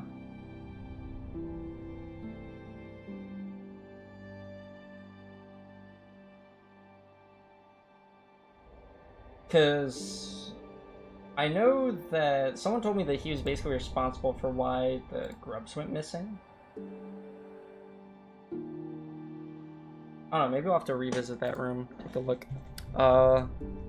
Rooting Moloch is first introduction to Complexity IMO. I mean, I could see that. I don't think I liked it more than the Night Boss, but yeah, his dream dialogue tells that lore. Oh, okay. I don't think I've ever dream nailed him. He's usually just too jumpy. But then when you stun him, I guess that's when you could do it. But yeah, I think I'm just gonna leave Maw here. He just kind of jumps around, he slashes and stuff, but he's not like these bosses down here, so I'll put him like right there. Let's see. Who do we have now? Okay, let's do Trader Lord. I kind of was... So Trader Lord, I'm not leaving him right there, I'm just placing it there for now. I was a little disappointed with the fight. He's cool. His lore is cool. It's a cool fight. Cloth, rest in peace. I miss you. But he only does 3 things. There's a slash. Well, slash dash, I guess. There's his dive. And then there's the, like, AoE thing. Trader Lord's a sharp shadow spam. Yeah. Like, I thought he was going to be a bit more difficult. I mean, yeah, he does 2 masks of damage, but his moveset isn't as difficult. I was pretty disappointed with him. He's cooler than the bee guy, but we're just gonna put him down there. Like, he's more fun than God Tamer, but just in terms of a boss, he's just disappointing. He's just a disappointing boss, so I gotta put him down there. He's at the top, though, because he's better than all these, but he's not that interesting. Yes, absolutely. The 4th Lord foreshadowing was insane, but the boss lacks too far down. Yeah. It was just kind of sad. Like, Cloth made the fight... Like, Cloth sacrificing herself was basically the whole... Like, I want to say 70% of, like, why the boss was cool. And then the rest of it was lore, and then there was, like, a teeny bit of it. I was like, oh, this fight's okay, I guess. It's alright. Let's see. Who do I have next? I'm trying to save the dream bosses, like Gorb. Is that Gorb? I think that, yeah, Gorb. And some other stuff. Oh, I don't know. Okay, we're just gonna say Dehydrated Soul Master. Not the harder one, but that fight I enjoyed. He was pretty cool. People were surprised that I beat him on my first try.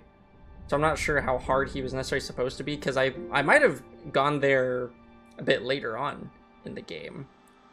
But I did enjoy his fight. I might honestly... I think I'm going to put him right there.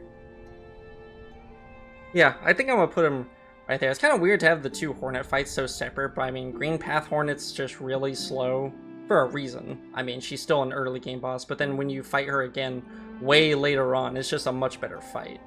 But better than Lost Kin? Yeah, I enjoyed him better than Lost Kin. His moveset, let's see, he's got a dash, he's got like the rotating balls, he shoots a ball, he's got a dive, he also fakes out, he has a fake out death. I don't know, I think he's pretty cool. I like him better than Lost Kin. Lost Kin has better lore implications and things like that. But as a fight, I kind of just like this guy more.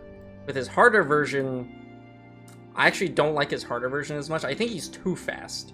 Like, if there was an in-between between these two, I think that would have been good. Because with this version, anytime he, like, teleports somewhere, if you're not there in, like, 0.5 seconds, he's gone. He's just freaking gone. Still no one knows how these fucking vessels escaped. That's true. Like, so many of them just ended up in the world. And then our vessel went out and then, like, just found its way back randomly. I need to watch a lore video, honestly. I've watched a little bit here and there. But yeah, I think I'd play something like that. The original fight, I think, is better than the faster version. Just because the faster version is just too fast. It's ironic that his spinning balls dash thing can be dodged by standing still in the middle. Yeah, that's true. You just stand still. In the middle, goes over. Good healing period. Oh, Dung Defender. Okay. A lot of people are going to hang me for not really liking Dung Defender. That, like, cool lore, but as a boss fight, I mean, I don't know. I just, well, okay, hang on. I can't do him that injustice. I think,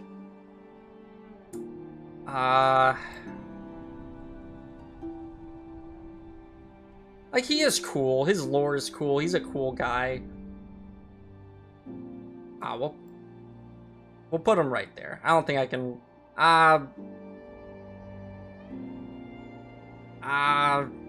Tunda's pretty cool. Okay, yeah. Doma, yeah, that's true. I love Dunk Defender. I love basketball. Mossbag has an hour-long video about the lore. Holy shit. I guess I'll have to watch that. But yeah, we'll just put him there, because he is a really cool guy. Lore is really cool, but I don't know. I didn't really enjoy the fight too much. And then where's the White Defender fight? It's just the same one, but you get some cooler moves. I think I'd put that fight. Would I? That's hard. I'd say these two are kind of equal. Broken Vessel and is this one Broken Vessel or Lostkin? I don't know. Broken Vessel and White Defender I'd say are equal for me. Well, no, I think White Defender edges it out a little bit. He's a bit more complex as a boss. The lore is also really cool. Mechanic-wise, I think he edges it out, honestly. I'll put him there. I love the ball mechanic, to be honest, other than that it was nice. The ball mechanic is cool. I can never get the juggling, right? Because everyone's like, oh, you can just juggle him. And then, I don't know, I just couldn't. Oh, how did I skip this dude? He was kind of cool, kind of fun. He was more fun than these guys. I don't really have much to say about him, but he's just a big bug fencer. I forgot what his name was, but he's just a duelist. He was cool, though. He was alright. Shouldn't exist, that guy. He is kind of like a mini boss. He's not really like a boss. He's like a little mini boss. But I enjoy fighting him more than I do all of these other guys. So that's why I'm putting him right there. So being at top 3 is very strange to talk about. Well, hang on. We'll move some things around at the end. This is kind of like the initial placement, and we'll think about it a little bit more. Let's see. Where do I want to start with this list? Who the fuck? Which Zote is this? Is this the one in the Colosseum? Which Zote is this?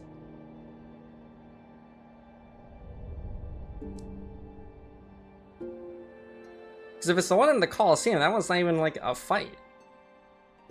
But if this is supposed to be like the base version of this Zote before he does like all the stupid damage, then like I'd put him up here. But if this is the Colosseum fight, I mean, it's funny. I'll give it the funny points. Like, it should be top of here, but it's funny enough. I'll put it here because it's just kind of like, it's a nice icebreaker in Colosseum. You're like Zote the Mighty, and he's just not good at fighting or anything. I think we saved Zote like 2 or 3 times in this entire game. I'm pretty sure too. Like, he's a total pushover. Like, he should be down here, but if it's the Colosseum fight, we'll just put him at the very bottom right there. Funny little guy. Okay, we're getting to, like, the Nail Masters and the Dream bosses.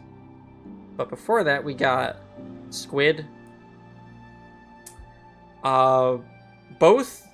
So, the base Squid, you just have to wait for Quirrell to pop him, and then you fight him, and then that's it. And then in Pantheon, you hit a thing into him, and then it pops him, and then you hit him.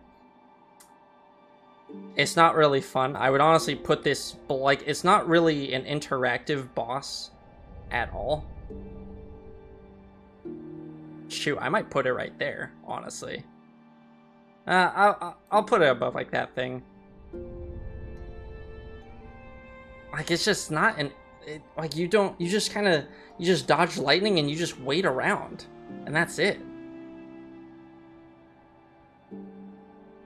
Very, very... I was kind of disappointed by the like, because, let's see, this was a mask fight towards the end of the game. I was really disappointed with that. One of them wasn't a boss fight, I remember. We had to go all the way through Deep Nest. Who was the boss for the other one? I don't actually remember. We must have already ranked it. His RNG dictates how runs would go. It was like 40 minutes into runs and then lost a run because damn. That kind of sucks. Lost because Jellyfish said nah. Tiso died before fighting the hardest Zote fight. SMH so weak. Yeah, what is the whole lore with Tiso? Like, I need to look that up too. Why is Tiso in Pantheon 5 and then he just gets killed by this thing? Like, why does that happen? Let's see. Watcher Knights for Lurien. There's no boss in Deep Nest. Yeah, that's what I was saying. There's no boss in Deep Nest. There's this one, and then there's one other mask in... What is it? City of Tears at the very tippy top of the tower? Is that the... Oh, that's the Collector fight, isn't it? I think that's Collector. Okay, so then we've already ranked that one. Okay, okay. So let's go through... We'll go through the dream fights. Gorb is Gorb. As a fight, he does two things. He floats around, and then he shoots swords, and he shoots more swords. But he is Gorb. Oh no, the Watcher Knights. Sorry. Yeah, that's what C4 was saying. Sorry. Because when you said for Lurien, I'm like, who's Lurien? Because I think it's been a month since I've done that. I just don't remember the names. Gorb is ascending. He should be at top. Intolerable. We'll see if he ascends. We'll see. But I mean, Gorb is alright. He's funny, hee hee ha ha. But as a fight, eh. Let's see. Swordman. He's cool, but he's just fucking annoying. I don't really like him. Lurien, Hera, and some tentacle mommy. Probably. Yeah, that's tentacle mommy and Lurien. But yeah, I forgot what this dude's name was. I don't know what... I hardly know what all their names are, to be honest. But this dude, he just wasn't really that... He was kind of cool. But, again, he just floats around and throws swords at you. And he's just Gorb, but he does it in a different way. 0. Thank you. Yeah, 0. Let's see. This dude, who makes me do calisthenics. It's a neat idea... But it's just kind of lackluster. I'd probably put him right there. Elder who? Yeah, exactly. Like, because he just slams things on top of you. It never really gets interesting. Like, his most interesting move is when they're both coming in on both sides, and you just dash through it, and then it's like, oh, the interesting part is over. Let's see. The volleyball freaking, like... Why? The irony, he asked to be remembered and his name is Elder Ho. Poor guy. This fight, I honestly don't like this fight. I might just put it down here. Like, you just hit him. It's not like, I don't know. Marmu gets double speed. Bugged fight. Does he get double speed? That's kind of crazy. But I mean, I didn't really like, oh, sorry. I didn't really like Marmu. It's just one of those, all right, he does one thing. He curls up in a ball, and then you just hit him. Pretty, no. No, not really my thing. No Eyes can also go right in this category. It's like the same thing. You have to go find her, and then there's just spirits that are floating around, and hopefully one hits you. But that's it. That's all she does. And it's a pretty annoying fight in Pantheon because the arena sucks ass. I do not like No Eyes. Creepy, but eh. If he hits at the right angle, he does happen. Oh, okay. Let's see. This dude, he has the spinning scythe thing. I mean, I'd probably put him... I don't know. He's better than 0, that's for sure. He's better than Gorb, too, in terms of a fight. Like, it's just a spinning thing, sure, but then he adds, like... Well, I don't know. All the Dream Realm fights with these guys are just kind of simple. Like, they do one thing, and they just do that one thing really good. And that's really all they are. But I'd probably put them right there. And again, we're going to rearrange this as we keep going, too. This isn't going to be, like, everything's final spot, I don't think. Let's see. Markoth. This is the one that everybody hates because he just has the shield. But honestly, I don't know. Like, he is the most annoying out of all of them. definitely.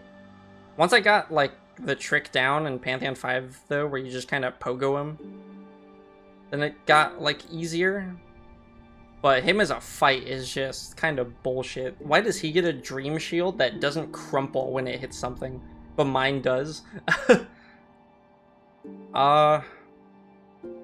He's cool, but he's just annoying. He's just freaking annoying, man. I don't like him.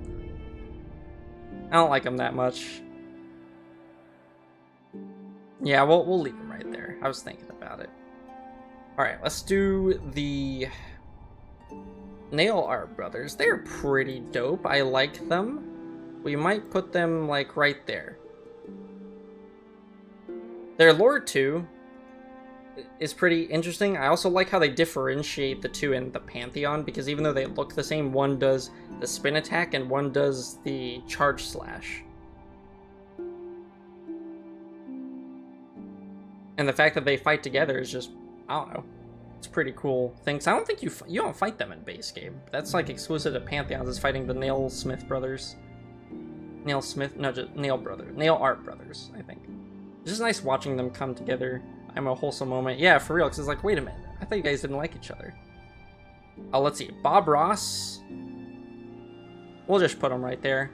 A very unique fight.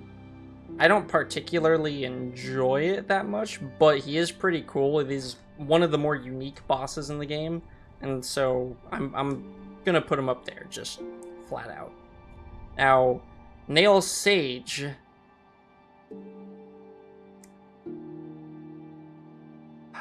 I don't know, he's like the equivalent of Revenant users in Night Rain using, like, colossal weapons. He's just he's Yoda, but with a giant greatsword. Second phase was a little disappointing. First phase, I think I died to him a couple times. Like, I'll put him, like, at the top of here. Like, he's definitely better than these bosses. He's cooler than some of these up here in a pretty cool category, but his second phase is just so disappointing because he just jumps around and then he does one attack, and I think that's enough to just put him down, like, right there. He's just kind of like, eh. I could do without Sly, honestly. Sly sucks. Yeah, Sly was annoying, but low-key, after you learn his pattern, he's fun. Like, the first phase of Sly, I think, is fun, but the second phase is just kind of, okay, I hit him, okay, I move, I wait until he can, you know, it's just, I don't know. The second phase was pretty lackluster. Let's see. Grim. Base Grim definitely goes up here somewhere. Probably, like, I don't think he's an S tier fight. Or is he I don't know. I think I could put him bottom of S tier, because, like, he is a very interesting boss. He has a cool moveset. His lore is pretty neat.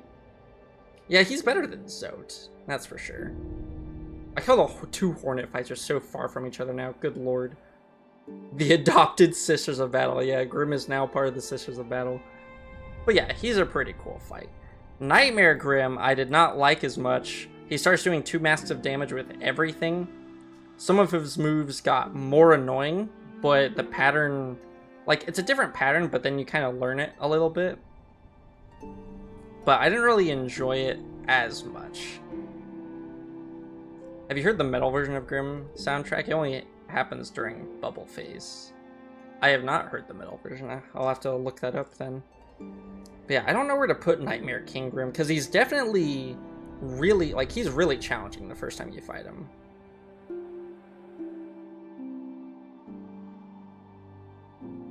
I can't get over the 2 masks of damage. Like, it makes sense for some of his attacks to do 2 masks, but, like, again, walking into him doing 2 masks of damage I think is a little ridiculous. I don't think the bats should do 2 masks of damage. It's just the frickin' bats. All the fire-based moves, okay, I can understand. All the melee moves I can understand. I don't know. I didn't like him as much as the base game Grim.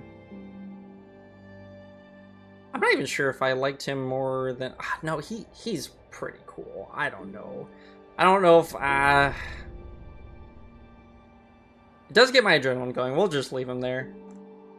The Hollow Knight. Hollow Knight, I think, lore-wise, obviously the lore, from what some people told me, would just put him in S tier immediately. The fight itself, I don't know, because he's just slowed down Pure Vessel, and then he also tries to unalive himself because he knows that he's infected and stuff. It's like the lore is pretty cool, the fight's okay. It's a little underwhelming. Because I was expecting more from a final boss, but I think I beat it on like my first try. I'm pretty sure. But he was definitely more fun to fight than like the rest of these, I think. And then Pure Vessel, Pure Vessel's kind of hard to place. Pure Vessel gave me so much trouble. Pure Vessel gave me so much trouble. He is better than the final boss version of himself, but now he does 2 massive damage with everything, and again, why is walking into him 2 massive damage? But once I learned the fight, Pure Vessel is a very adrenaline intensive, just all-out endurance fight. And eventually, like, I finally got good at the fight. Like, my last Pantheon 5 runs, like, I think last stream, I don't think I died to Pure Vessel last stream. I died to, like, Nightmare King Grimps. I messed up on something, but he became, like, a pretty fun fight after a while. Probably better than Zote, honestly. He's better than Zote. I'm not sure if I'd put him in S tier. No, I think I'd put him above Nightmare King Grim. I think that's what I would do, yeah. I liked him better than Nightmare King Grim. That looks about right to me. Okay.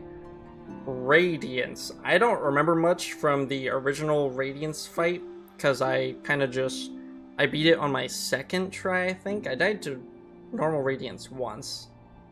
I don't really remember anything about the fight, aside from Absolute Radiance.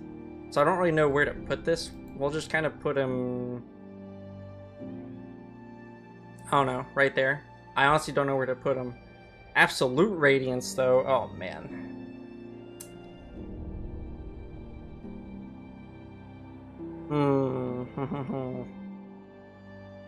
Because what are the things I don't like about Absolute Radiance? Some of the swords that come from the side or from the top of the screen are kind of BS, in the sense that he can do both of those like right after another, and there's no animation to tell you that anything is coming. I don't like that, because at the very least the little light beam, I think, has a sound cue. Maybe the swords have a sound cue, but I just never heard them because I wasn't paying attention. Let's see. I don't really have a problem with the rest of his moves. So I didn't like the giant floating balls. Why does he have to make giant floating balls? I didn't like those. The rest of it, I honestly didn't really mind. It's just, again, he does 2 massive damage with everything. With him being Absolute Radiance, I can understand that. I like that he doesn't have a collision box, because when I first fought him, I thought he had a collision box. The fact he doesn't have a collision box is amazing. I love that. Love it when Radiance flies off to the other side of the screen, all I can see is its feet to know its next attack. Yeah, I don't like how in the second phase, or I guess, is it the third phase? I don't know, because there's the phase where you start jumping up stuff, so I guess that's the second phase. But, yeah, third phase is just, why can he go off the screen? I think it's just a visibility issue. It is a visibility issue, and I don't like that very much. It's a she, actually. Was a she, not anymore. Ayo, you're right. She dead. I beat that. Yeah, yeah, Steve forgot. Okay. But yeah, Absolute Radiance, it's an annoying fight. It's okay. Like, it's cool lore-wise and everything. I think I'd put it right there. And that's all of them. Hang on. Can't see. I'm covering one of them. So, I mean, it's just no eyes. No one needs to see that. But okay, so I know there's not too many people in chat right now, but I will give each of you one veto that you can use right now. Well, actually, wait, hang on. I'll give you a veto, not right now. I'm going to move them around, and then I'll let you use your vetoes. Because let me look at this list completely in its wholeness, in its entirety here. I don't think I'm going to move anybody in this bottom tier. No, I don't. No, this bottom tier seems... This one seems fine. That seems fine. Okay. Let's see, this tier...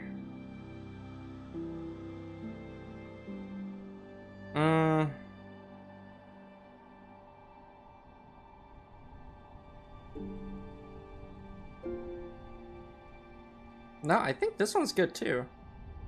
No one needs to see no eyes is very ironic. You know, yeah. we'll just there we go. Alright, I already know what I'm doing, and I know what Jamal will do, I think. I will say, try not to veto each other's things. I don't know who's gonna go first, but whoever types it in chat first when I say go, I guess we'll get their first one. Okay, let's look at kinda cool / fun. Let's see here. You know what? No, Zero's going down. He's going down here. He's not really that fun to fight. He's cool. Not that fun to fight. Honestly, I might even put him below Markoth. I don't know. I don't know if I would put... Because Markoth is just super annoying, but he's also kind of cool. Just like Zero's kind of cool, too. Do I want to...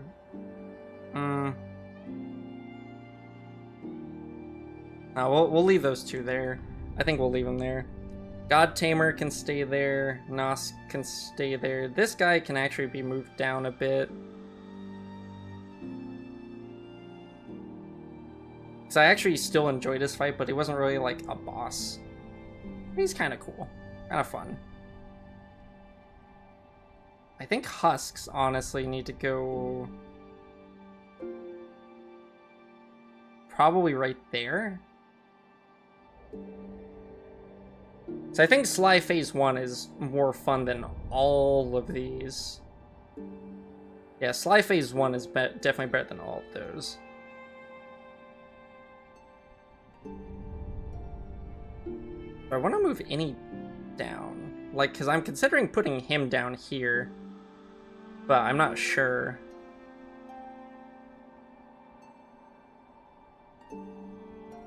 Because I'm assuming this is his base form where he doesn't have like the stupid arena. If it's not the stupid arena from Pantheon 5, he probably just goes right there. Like, he's just kind of... And then at that point, I would say I like Mantis Lord more than him. Yeah, we're gonna put him right there. Sorry, Zero. Like, you're kind of cool, but at the same time, you're not fun. You're not a fun fight. I actually enjoy Markoth's fight more than Zero. He's the only boss who kind of deserves it. Only dream boss. Yeah. Okay. Now we get to the pretty cool category. We got... I want to say this is Broken Vessel. I'm looking this up. Hang on.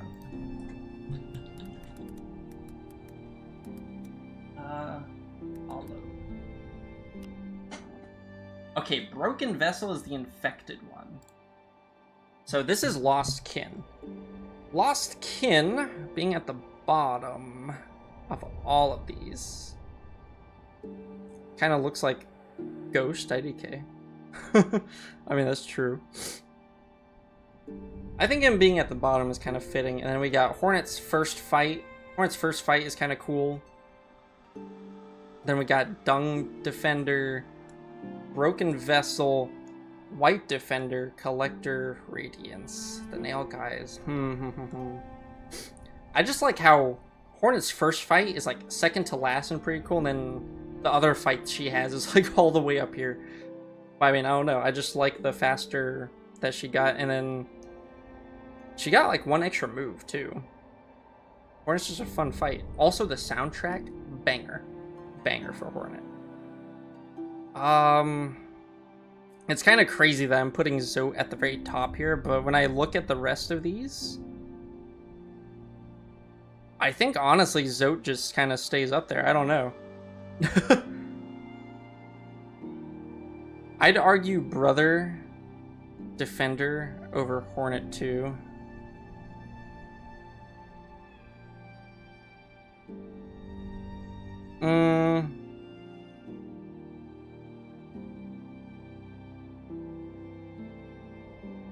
I don't know. I just didn't really enjoy the Defender fights that much. The Nail Brothers fight, it was cool because, you know, they came together and all that. I don't know if I enjoyed their fights as much as I did with Hornet's fight. Because, like, yeah, Hornet's fight is basically just Green Path fight, but she's faster and she gets a new move and stuff like that. But I just think I enjoyed it better. Like, Dung Defender, I think Dung Defender's staying down here. White Defender could honestly, I could probably move White Defender up to here. Maybe even past the brothers. But I don't think I'd put him past Soul Master.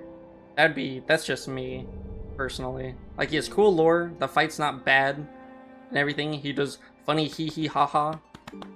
Tunda. And then he shits himself when you defeat him. I mean, he's pretty cool. But I think I would... Like, I think this is just how I would leave it. I don't know. The real question is...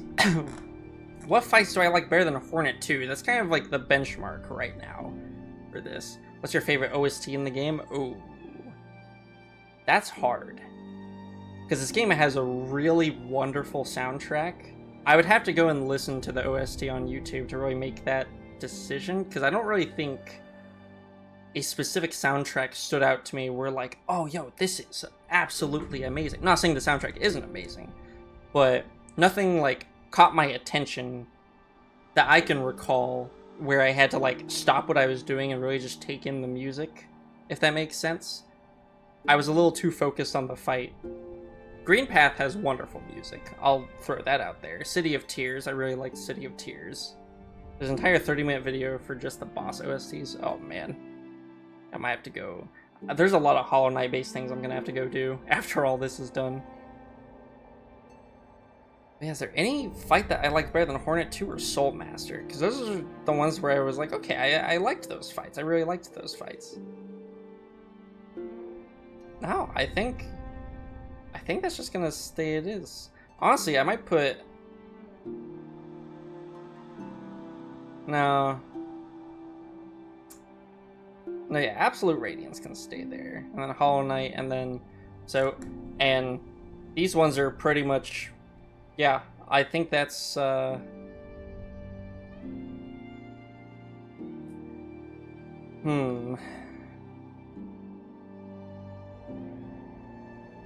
I feel like if base Grim was just a little bit faster, I might have put him above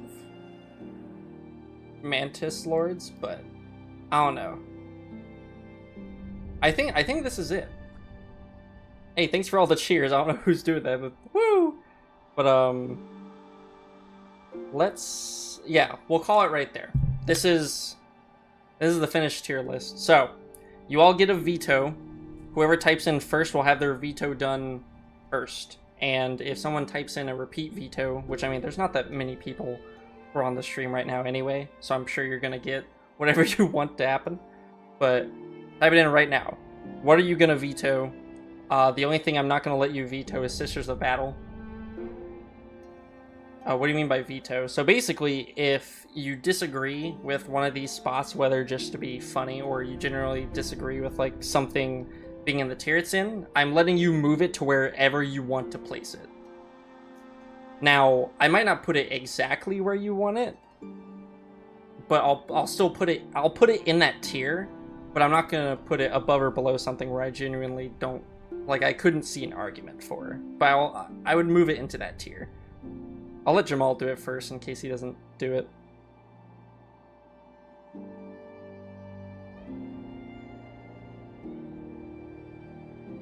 let's see. Like, are there any... Is there... Well, I think the collector should be at It's a Boss, I guess. Call it a skill issue, but I died so often to him and didn't like the fight. I mean, I could see that. Like, collector is kind of a basic fight. He just jumps around and he summons things from jars. And... Oh, you want to put him in, like, all the way down here. Damn. Yeah, we'll do that. Because, I mean, as a fight... Like, I think it was fun.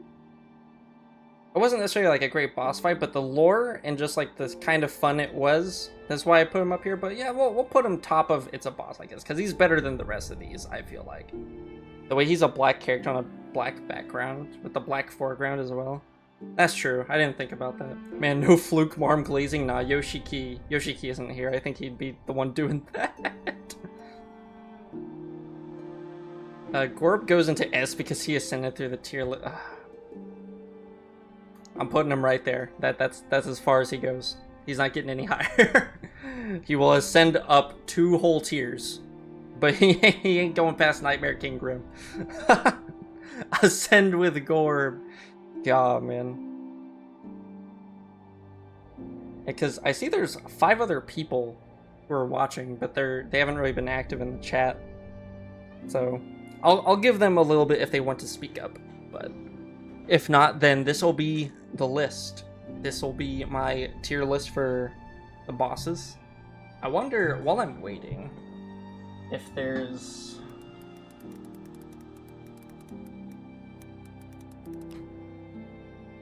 Oh, that's funny. Okay. This one will be a quick one. We'll do that one in a second.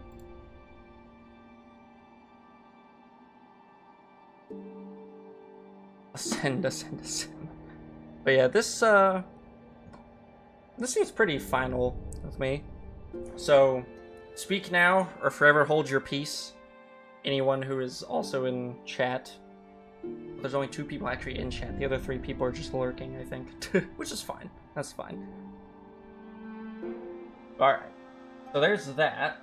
And then there is... What? Oh, give me... Why can't I just... There we go. Oh my god, there's so many ads. Get out of here. There's this one, which is the locations.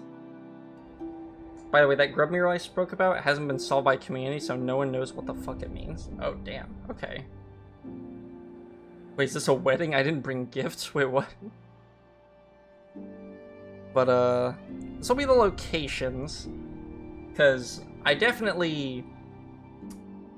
already know what my favorite location is. I'm just gonna put it up there right now. Where is it?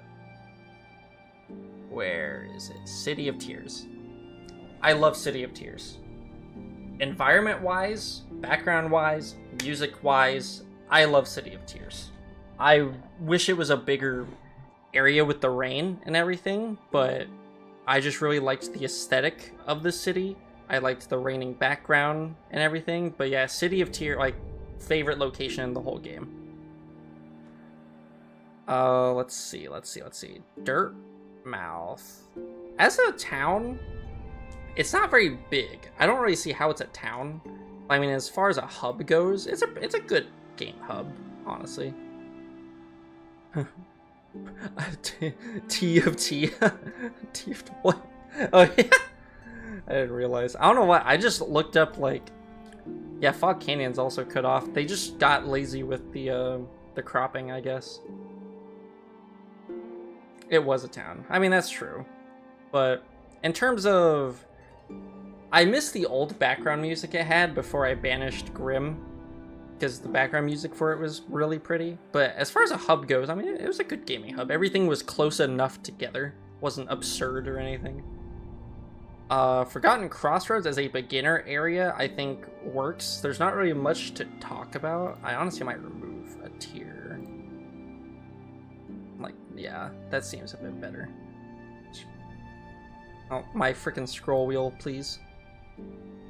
Alright. So we'll probably just put it at, like, B tier. It's a beginner area. It does its job. It's okay. it's all right. I played City of Tears OST with a few people on a talent show, and we got into top 8 or something. It was like, hey, that's really cool. Is there a video of that? I'd love to see that, if you have a video of that, Jamal. If it's on YouTube or anything. I like Deepness more than Ancient Basin. Call it controversial. Ooh. Well, I guess let's rank them right now. I'm not actually putting them here, but I'm just gonna... Okay. So my thing with Deepness is... They did a good job with Deepness. I hate Deepness because it's so creepy, but because of that fact, it's actually like a pretty good location. Ancient Basin, honestly, you might be right. Like, wait, does Ancient Basin includes the Abyss. That's the only thing that really saves the Ancient Basin, is because the Abyss is really interesting from a lore standpoint. But you're kind of right. Ancient Basin is just kind of dead. Like, there's nothing really there aside from what is there? You get Shade Cloak there, but that's about it. Hollow Knight fans be everywhere, hiding in society. There's a vid on YouTube where I took the melody from, but not our execution. Oh man. The Abyss should be separate area, SMH. Yeah, like that's the only thing keeping like Ancient Basin would normally be like down here because it's just kind of like. I don't really enjoy it that much, but the Abyss, this was alright. See, I was saving that for Deepness. I was going to make Deepness its whole thing, but I'm like, Deepness actually did its job really well. As much as I hated exploring that place. Oh, let's see. Crystal Peak. I liked Crystal Peak. Very pretty area. Pretty OST. Really sad that, Mila? I can't call her Mila, because... It's not Mila the slime, but Mila got infected. Really sad about that, but you get Crystal Dash there. Is it called Crystal Dash? Crystal something. But Crystal Peak was a pretty interesting area. I would probably put it above Dirtmouth, because I mean Dirtmouth is just the town. Dirtmouth is just going to be bottom of A tier because it's a good hub. Let's see. Fog Canyon. Fog Canyon looked pretty, but I mean, it was kind of... Fog Canyon was alright. Crystal Heart. Ah, that's what it is, yeah. Yeah, Fog Canyon can go there. The Hive, the bee place. Very hidden area for me anyway. I'll put it up there, just because it was pretty cool. It was like, alright, new area, who dis? I don't really know the lore behind the Hive, aside from, like, they're just separated from society or something like that. But I definitely put it above these. Well, actually, would I? Actually, no. We'll just leave it right there for now. Volcano would be A if it had more content besides just Lurian and some tentacles. Yeah, basically. There's not really a whole lot going on in Fog Canyon. It just looks kind of pretty. Green Path is going to go right up in S tier with City of Tears. I don't care what anybody says. Green Path is a beautiful OST for it. It's beautiful. The monsters there, or the bugs there anyway, aren't absolutely annoying as hell, except for the things that shoot out the little puffy balls, but that might be in the fungal way, so I might be getting confused with that. I'll remind you of the drill bees and chonk smash before you give Hive any rating. You're kind of right. Kind of right. Maybe Hive goes down here. I don't know.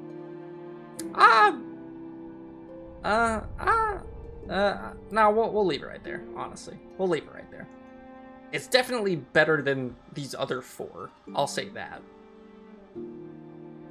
Let's see. Howling Cliffs.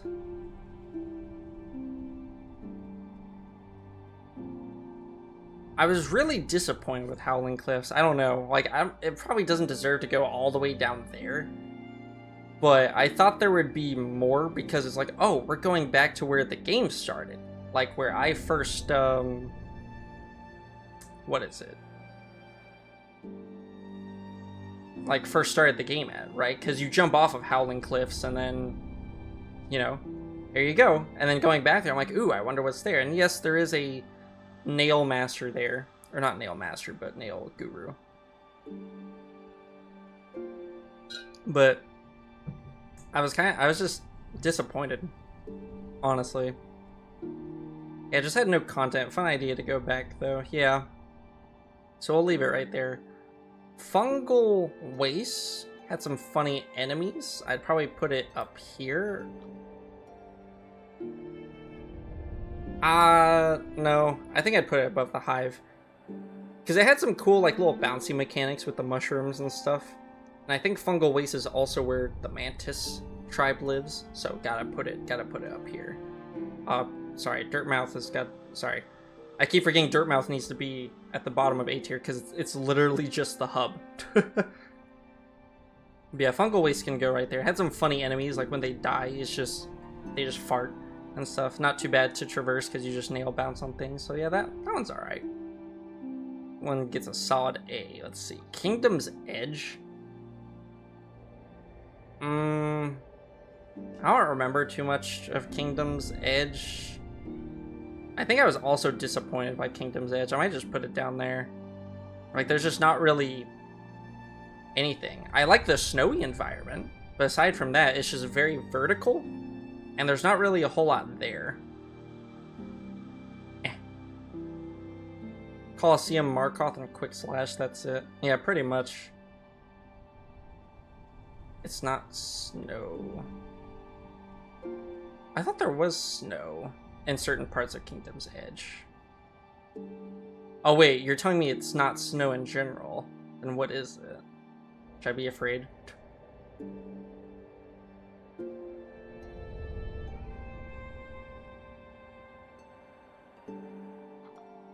But let's see. Oh, wait a minute.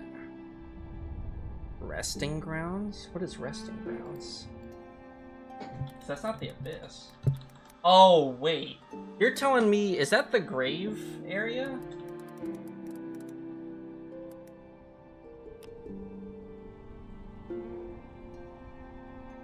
Yeah, where you find all the spirits and stuff.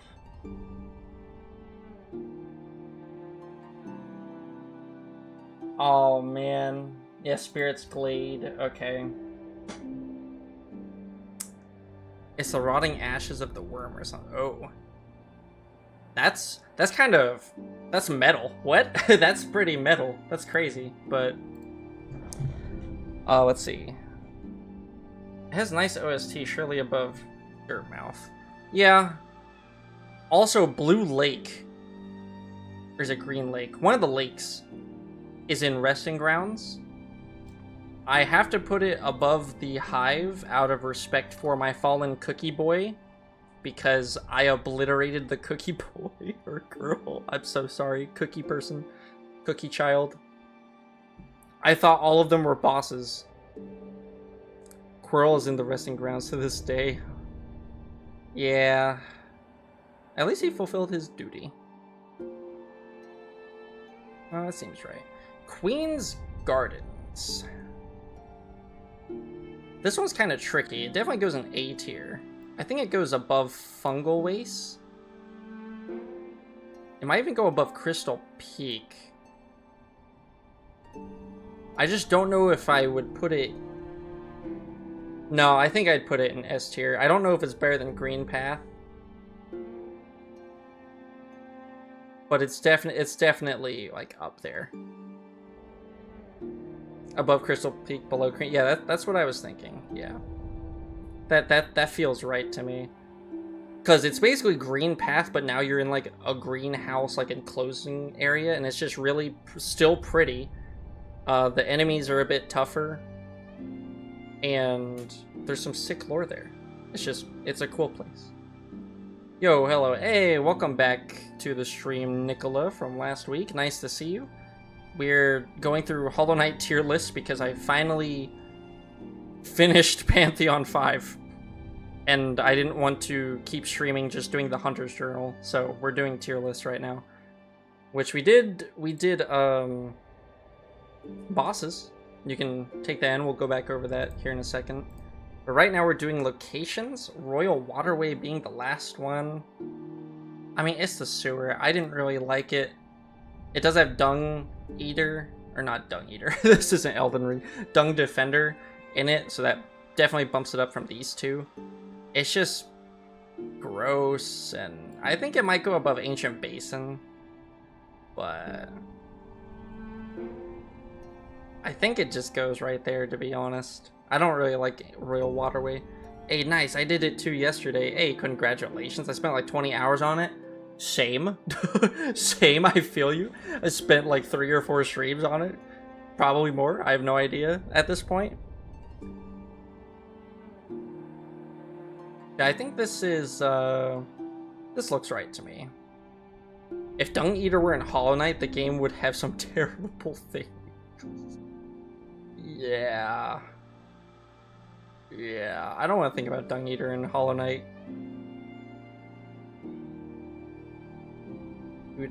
Because at that point, I think he'd be competing with Radiance because he wants to curse everybody. And Radiance is already kind of a curse, being an infection as is.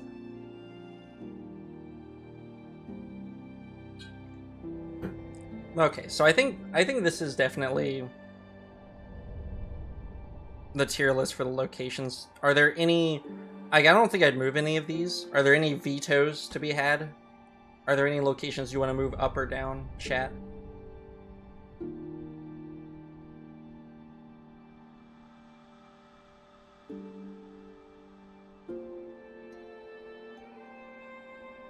I mean, honestly, I don't really see how any of these could go up or down, aside from maybe Dirtmouth. But again, Dirtmouth is bottom of A just because it's a decent, decent hub. I just uploaded the vid of us performing City of Tears if you'd like to see. Ooh, yeah, I would. The only thing is I'm not sure how links work in YouTube chat.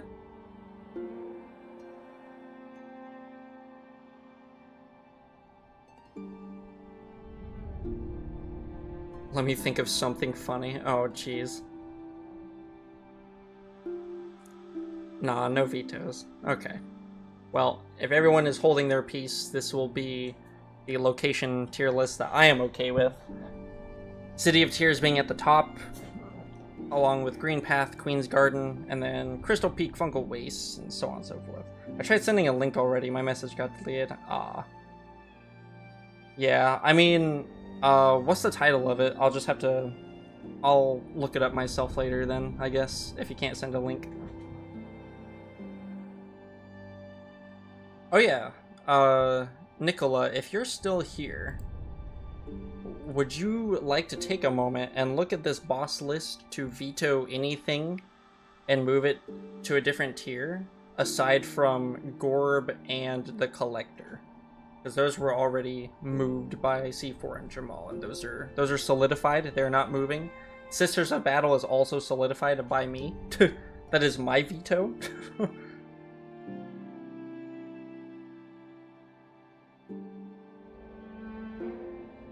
Because otherwise, this is definitely like the boss tier list that I'm comfortable with.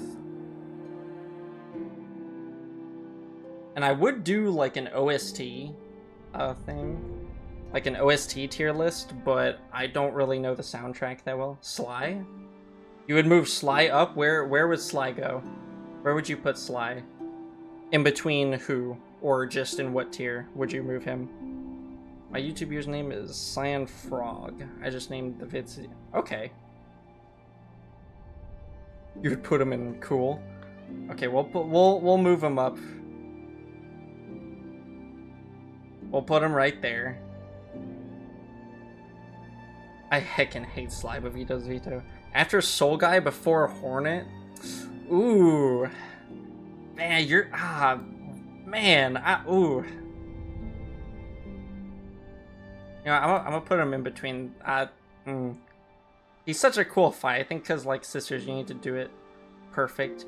I don't like his phase 2. I think his phase 2 is a bit disappointing. His first phase is okay, but man, I don't like him being that high. But it is what I don't think I could put him past Soul Master, just because I really like the Soul Master fight. But I'll put him right there. That's where I'll put him, just for you, Nicola. He's too easy to abuse once you try to be aggressive. A little bit. Alright, well, if nobody else in the chat has any vetoes, because Hey, just a tomato. Welcome. Move Markoth down. How far down are we talking? Also, hi, what's up? How's it going? Glad you could make it this week. Where are we moving Markoth? Preach.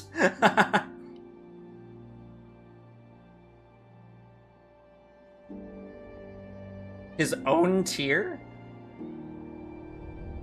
New section, just hell tier. Oh.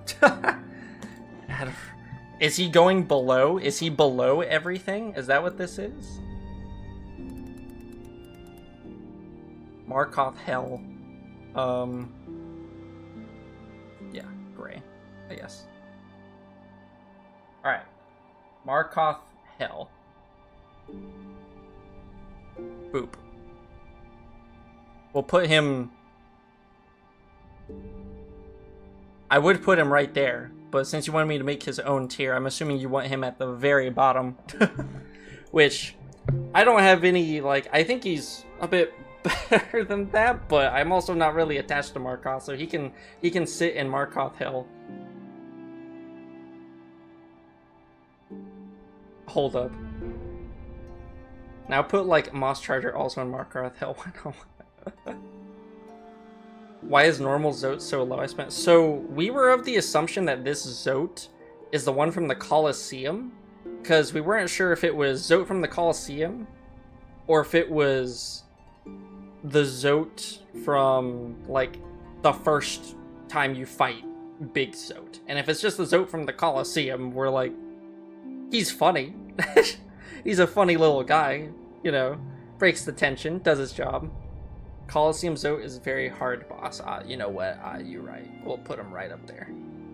I'm just kidding. If anyone has a veto, we can put him wherever you want to put him, but I think everyone's already used their veto.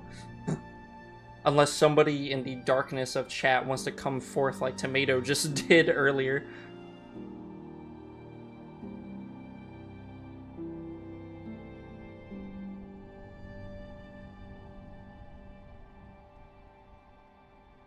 Which I don't see anybody vetoing Colosseum Zote.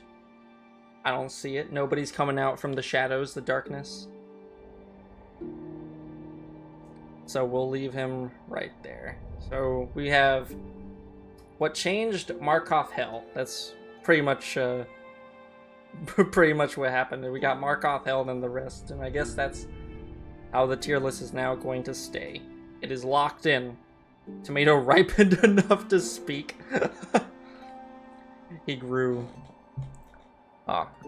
Alright. Well, we somehow turned an hour stream, because I think we beat Pantheon 5 within the first hour of the stream. We turned that into an extra hour and a half. It's now been 2.5 hours since streaming, thanks to the tier list and stuff, so I think that's pretty good. Again, I would rank the music, but I don't know the music that well to rank it. I don't know if there's any other Hollow Knight tier list I could get. Oh wait, what am I talking about? Hold up, guys. I am actually dumb. Hold up. We didn't do one of the most important ones. Wait, this one's already...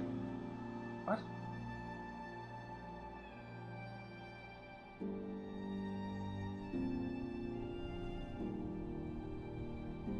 Okay, hang on. This one's already been done. I have to reset it. Oh, wait. I can't actually... Huh? That's kind of weird, but hang on. Get this out of my face. Hang on, sorry. But yeah, we're doing charms. I forgot about charms. Charm tier list. Duh. Okay, because this person already ranked them. I'm just gonna move them all down here, because for some reason I can't just drop them down. Yeah, I completely forgot about a charm tier list. That would have been very, very tragic of me to have ended the stream without doing a charm tier list.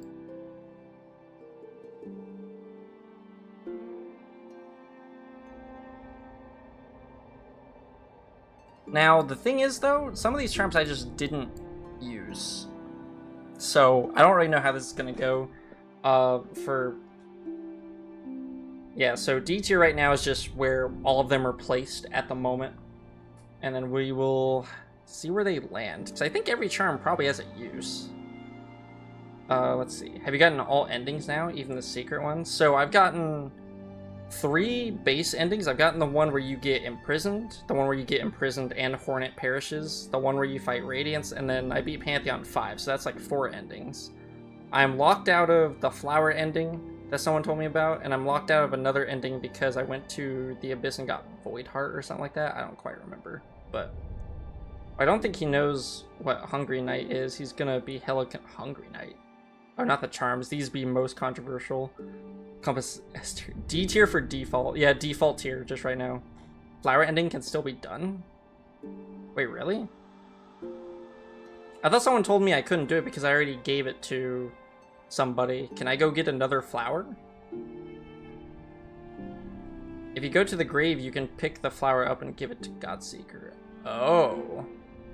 Wait a minute. So you're telling me I would have to go get the flower, manually walk all the way to Royal Waterways and get into the Dream Realm, and then beat Pantheon 5 again?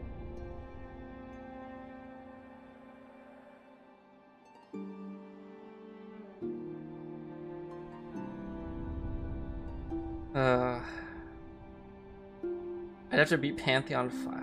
Oh my gosh. I don't know if I'm gonna do that, just because if Pantheon 5 wasn't like 40 to 50 minutes long.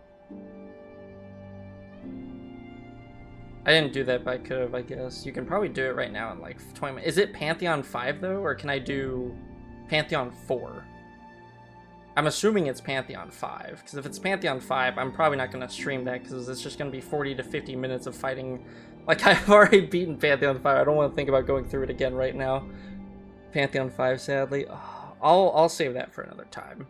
Okay, let's get into the charms. Wayward Compass. As a newbie, Wayward Compass has helped me navigate, until I learned how to navigate. Obviously, helps you in combat, helps you with everything. It's just Wayward Compass. I'm pretty sure that's the meme of it. Wayward Compass probably belongs in like a B tier. I don't know. We're just gonna put it up there just cause. You can do that after learning Radiant fights. Oh, true. Best combat charm, 10 out of 10. You see the little spikes on it? Each spike, anytime you get hit from that direction, the enemy takes damage. It's great. so dumb. Okay. I guess we could do this one. I think it's called like Song of Un or something like that. It's where you... Is this the one where you turn into a worm when you heal? I know you can use it for like an invincibility build, but I'm going to judge these based off of the charm itself, not off of the synergies. I'm not going to talk about... Like, because all these do have some synergies, obviously. But I just want to talk about the base charm, because once we get into synergies, and it's like, oh, well, this charm is S tier on this build. And it's like, okay, well. So if we're going to talk about just the base, I don't really like it. How do I want to define these? It's a charm, I guess. Because I know moving while healing can be kind of useful, but it's just... I don't know. I would not want to take up a charm slot for it, honestly. Are you going to judge the stink charm? Well, the stink charm is exactly where it should be already in its own tier. Because it stinks, obviously. Sharp Shadow's my favorite charm. I don't care what anybody says. I'm a Sharp Shadow enjoyer. Sharp Shadow / Wayward Compass. There we go. But yeah. Sharp Shadow. The fact you can just dash through things and it does damage, it's great. What's not to like about a Sharp Shadow? I do A, but I don't know. I like the playstyle of Sharp Shadow. And it extends your dash, which actually made Path of Pain a bit harder, but I still got through it with Sharp Shadow. But I don't know. I really like Sharp Shadow. It messes with my platforming. I kind of got used to it after a while. Mark of Pride, it's not as good as Wayward Compass in terms of combat prowess, but you know, making your nail longer is kind of good. It's just good. Like, there's really, if you're a nail user, there's not really a reason to not use Mark of Pride. Now, this is what's going to get me killed. I know this probably also belongs up here, but I am just not a quick slash enjoyer. I am not a quick slash enjoyer. I don't know. Like, I know it's good. I know it's really good because you basically get double the damage out. Or, well, I don't know what the exact attack rate is for quick slash. Is it like 50% or is it twice as fast? Sacrifice him for silk. Everyone's upset. Listen, now careful about the. I'm just not like, I thought I would like quick slash because I'm a very attacky boy, but it messes with my playstyle. It just messes with my playstyle too much. And listen, that's not where it's at. It might get moved up, okay? Because I don't. Oops. Because hang on, what would I even call B tier? It's I guess. Quick slash is I know it has uses, but I just I know I should like it more, but I don't. I just don't. And this one would be like it's dope, I guess. I don't know. That's what we'll name that one. Next, I guess Grub Song. It's a charm, I guess. I know it has synergies, but again, I'm just basing it off of. What does it actually... Hang on. What is... Sorry. Game is zoomed in because I had to zoom in so it blocks a lot of the stuff. Contains the... You gain soul when you take damage. Yeah, that can just stay right there, honestly. As a charm by itself, again, because that's what we're basing this off of, just a charm by itself, it can stay down there. The pikes are up. First it was Moss Bag, now it's going to be you next. Damn. Where do you put Spell Twister? We can put that right there. Spell Twister, from the time that I used it, I didn't use it much later on, but I think it's like a 25% discount on soul use whenever you use a spell, which allows you to basically use another spell. So I mean, it's pretty good. If there was more room, I would definitely use Spell Twister more. But it just, there's not enough room for it in my my charm arsenal of my build. It's nice for being a single notch cost, allow you to use single. I mean, that is true. I'd probably we'll do that. I'd put it above there. It's all right. Shaman Stone is just kind of dumb. Still not as good as Wayward Compass. Better than Mark of. I don't know, because spells just do dummy thick damage. Shaman Stone is one of, just because it enhances the spell damage. Wait. Soul Twister is for those who don't do Shaman and save up soul. Yeah, someone wanted me to do Shaman Stone with Spell Twister, which I did for a little bit, and that charm combo is pretty potent. But yeah, I think I'd put Shaman Stone, like, there. See, I might put it above Mark of Pride, because Mark of Pride doesn't enhance your damage. Mark of Pride is like a quality of life boost, because you don't have to be as close. Bench ranking win? Grass ranking win? Oh, is there a bench ranking? We'll do a bench ranking, if that's a thing. Do you even know what that red one on the bottom right is? You're talking about Carefree Melody? Have you even gotten that? I've gotten Carefree Melody, if that's the one you're talking about, or are you talking about Grimchild? Yeah, this is Carefree Melody. I like Carefree Melody. I know it should probably just go down here. I'll put it right there, because it's gambling. But it saved my ass on the Zote fights so many times.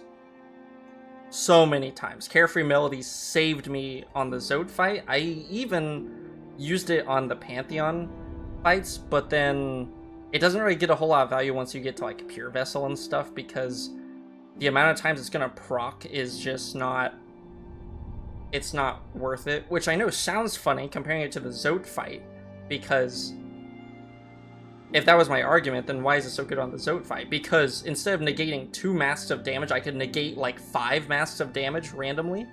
That's just freaking awesome.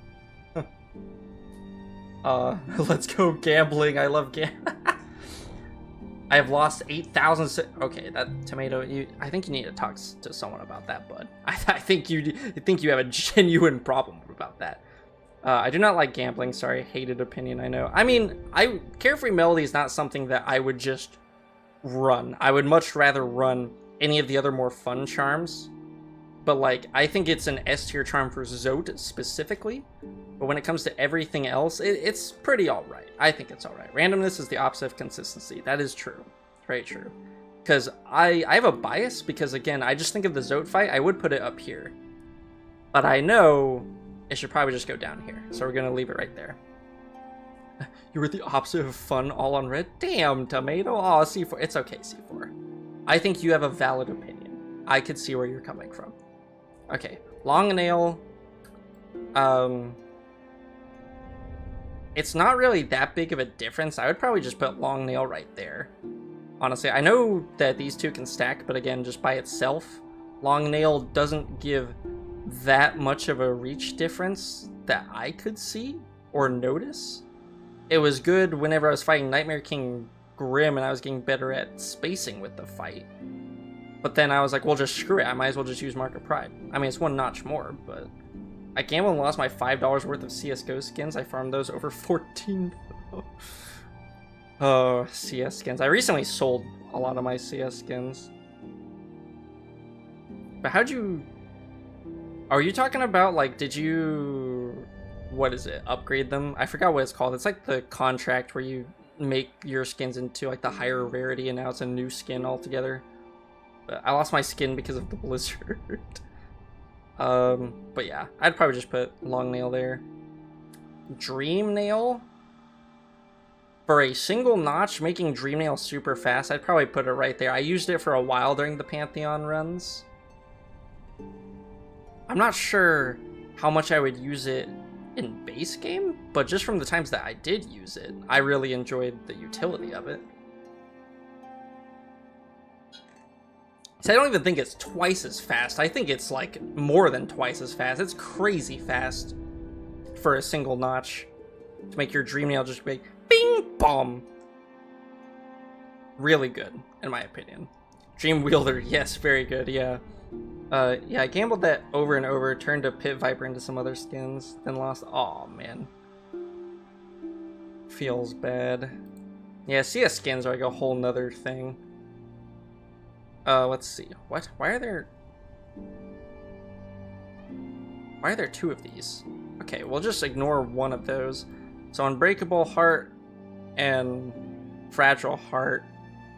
I actually used these on my Pantheon 5 runs over Carefree Melody because Carefree Melody has a chance to negate the 2 hearts of damage from the bosses I was fighting. But I might as well just for sure negate 2 masks of damage when I'm fighting. So they're alright. They're a good cushion, a very safe charm that can, I mean, I don't know, it's just solid. I don't think they're dope by any means, but okay. I'll save the quick slash thing for later because I think I would put quick slash like up here, but yeah, we'll just leave it right there. Also, I hate Dream Wielder. I will veto that out. Damn. Okay, well we'll wait until we place all the charms. But let's see. Unless Steady Nail isn't in pre-dope. Ooh, you might be disappointed in me. Where is Steady Nail? Do I even recognize it? I don't even think I recognize Steady Nail. It's not in this first row. Not that. That's Stalwart Shell. What the hell is this one? I don't think I recognize it, do I? I don't think I do. Hang on. Which one is Steady Nail? Heavy Blow. Oh, Steady Body. Almost tipped over my drink. Okay, so that is this one. Steady Body, because everyone that is a quick slash enjoyer was telling me, oh, use it with Steady Body. I don't like Steady Body. I know it's good because it doesn't push you back, but when you play through the majority of the game when you're used to something pushing you back, it works into my spacing. in my mind of like what my next move is going to be, so it throws me off. For a 1 charm like Notch, like I'll put it there because I know it's useful, but I just don't like it. Don't like it. Do not like it as a charm. It throws me off way too much. Let's see. Better to feel like you actually beat Pantheon 5-2 if Carefree Melee kept taking hits. Yeah, that's true. Let's see. Way too overrated. Wait, what is way too overrated? Oh, I think you're talking about the Dream Nail thing. Okay, hang on. Steady Nail is my drug. Once you take it, you can't live without it. I would have to disagree. Gambling over Steady Nail? Yeah, I will gamble over Steady Nail. Yeah, Steady Nail works with Quick Slash. That's why you don't like either, because you didn't do them together. I mean, maybe, but I am just judging these based off of the charms by themselves. So we're just gonna put that there for what it does. SMH consistency haters. It's not that, I don't know, because Quick Slash puts me into the mindset of, okay, in order to utilize all of my attack power, I need to be right up in the boss's face so I can be like, bam, bam, bam, bam, bam. And I feel like there's only a certain amount of bosses you can do that with. But then I just keep trying it on all the bosses, and it's like, I just keep getting hit. And that's a skill issue on my part, yes. That has nothing to do with how, like, the charm being bad. I 100% take full responsibility for my lack of skill and knowing how to use Quick Slash. But that's just my mindset. And until I get over that mindset, I'm not going to like Quick Slash with Steady Body. I want to be consistently accidentally hitting people and wasting my immunity frames. Give me the Thorn Charm. Thorn Charm can go right down there. It's a charm, I guess. Like with it by itself, is it a 1? I think it's a 1 notch. Yeah, okay, I will say with it being a 1 notch, we'll put it up there. Because if it was a 2 notch, it would definitely just be garbage, but we'll put it up there. With it used with Grub Song, I could see some things being done. I don't know if that's an actual build, but... Well, actually, I don't know. What is the damage on Thorn Charm? Because I feel like for most basic enemies, if you take damage from a basic, just random bug, the amount of immunity you have, you can just whack it with the nail and it dies. Like, you wouldn't need the Thorn Charm. Thorn Charm on bosses, though, might be a different story. I think it worsens your fight because it stops you from moving in iframe. That is true, it does stop you from moving. Because I would say that if it does your basic nail in damage, it might be, like, up here. Because then you get an extra hit in for taking damage, but I don't really know the damage ratio. I'm still just going to have to put it down there. Wait, in case you didn't know, iframe stands for... Yeah. I thought that's what you meant, but I was very intrigued with what you were attempting to spell. It's good when you don't have a charm. I mean, that's true, but we're just gonna leave it there. Fluke Swarm, I didn't use. It's a 3 cost. With it by itself, I just don't know if I would ever use it over Shade Soul. I know it's supposedly really good. I've seen some meme builds with it, but I wouldn't use it. Because I use Shade Soul for the long range poke. This thing doesn't, like, it has a medium range to it. But I don't know. I don't know how, because I'm assuming it'd have to do the same damage as Shade Soul. We'll put it right there. So if it does the same damage, well, if it does the same damage, there wouldn't be a point to it then. So it has to do more. Because it's a 3-slot charm. We'll just leave it right there for now, because I haven't used it, so I have no idea. When it's iframes, you can blink your eyes during those frames. Makes sense to me. I'm good. It does more damage if you hit worms. Oh, I see. Okay. I mean, then, yeah, we'll just leave it right there, because, again, I didn't really use it. This thing, it's okay. When you, like, in the beginning of the game, when you need money and you don't want to just run around collecting all the money, I can imagine this thing is great for speedrunners, because you don't have to sit there and collect every single piece of Geo. but speedrunners love it. Normal players don't care that it's a charm. Are you talking about Fluke Swarm or this one? But we'll probably leave it right there. Costs like 550 million geo. Does it? Oh, this is one of the ones you do have to buy, huh? You have to buy it to then make it easier to get money. No speedrunning. Oh, okay. I mean, that is true. Speedrunners don't use Gathering Storm. Because, see, if it is one you have to pay for, then I could see why people don't use it. Because then at that point, it's just like, there's no point to it. You might as well just save that money for something else. Alright. Grub Song Elegy? Lullaby Elegy? I'll put it up here. It's a pretty dope charm. I really like it. I might even put it like right there. I have a lot of fun with this charm, personally.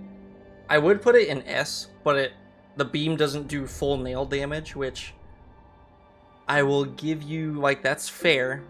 That's fair, because, you know, if it did full nail damage at that point, you wouldn't really need spells, would you? You could just use the Grubberfly Elegy or whatever it's called. But it's I really like this charm. Very fun to play with. They use Geostones in that Golden Rich Citizen, and then selling items. Golden Rich Citizen? Are you talking about the person who, like, robs you at the bank, and then you go talk to the massage? That's the only thing I can think of, and then you just keep hitting them for money. Okay, I believe this is Sprint Master. I think it's alright. I mean, it just makes you move faster. I didn't really use it that much, but I'm sure it's a nice time saver. We'll probably, I don't know, right there, I guess. City, no different guy. You might not have found him. Oh. Golden Rich, yeah, Golden Rich Citizen does not ring a bell, because I do have the NPC that you sell stuff to, but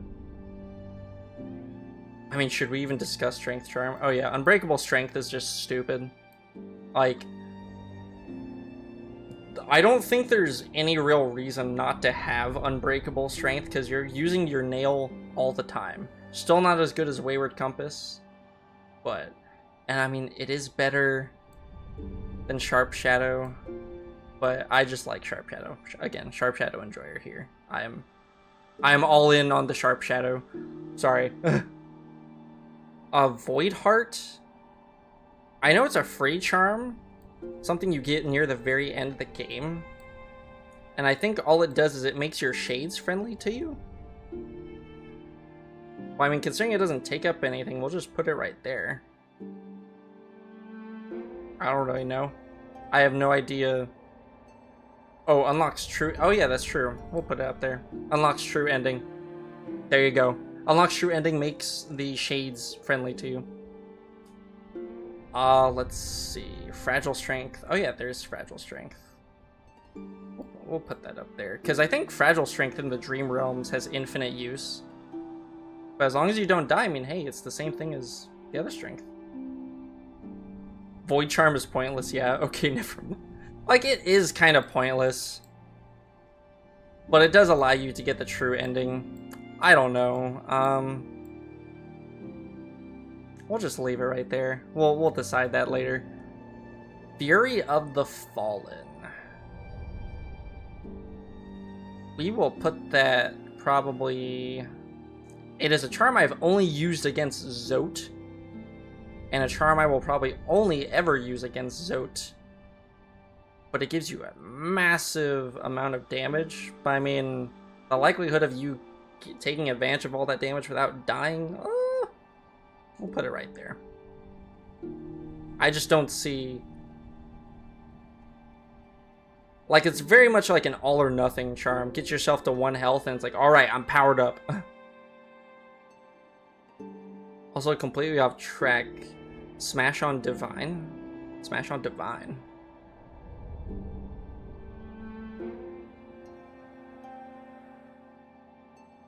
Fine. I'm not sure. Sprint Master should be lower tier. Well, okay, hang on. We'll get to the vetoes in a second. I didn't really use Sprint Master, but I mean, it does become kind of pointless after the after you get the dash. Well, maybe it does. Maybe it makes your dash go further. I don't know. I'm just leaving it right there. But okay. Also, complete web track. Truck on apple pie.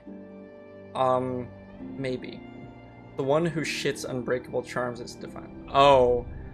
Oh, you're talking about Smash. Oh, jeez. I don't know. I think she's a little too into Vor, would be my guess. So I would have to say no.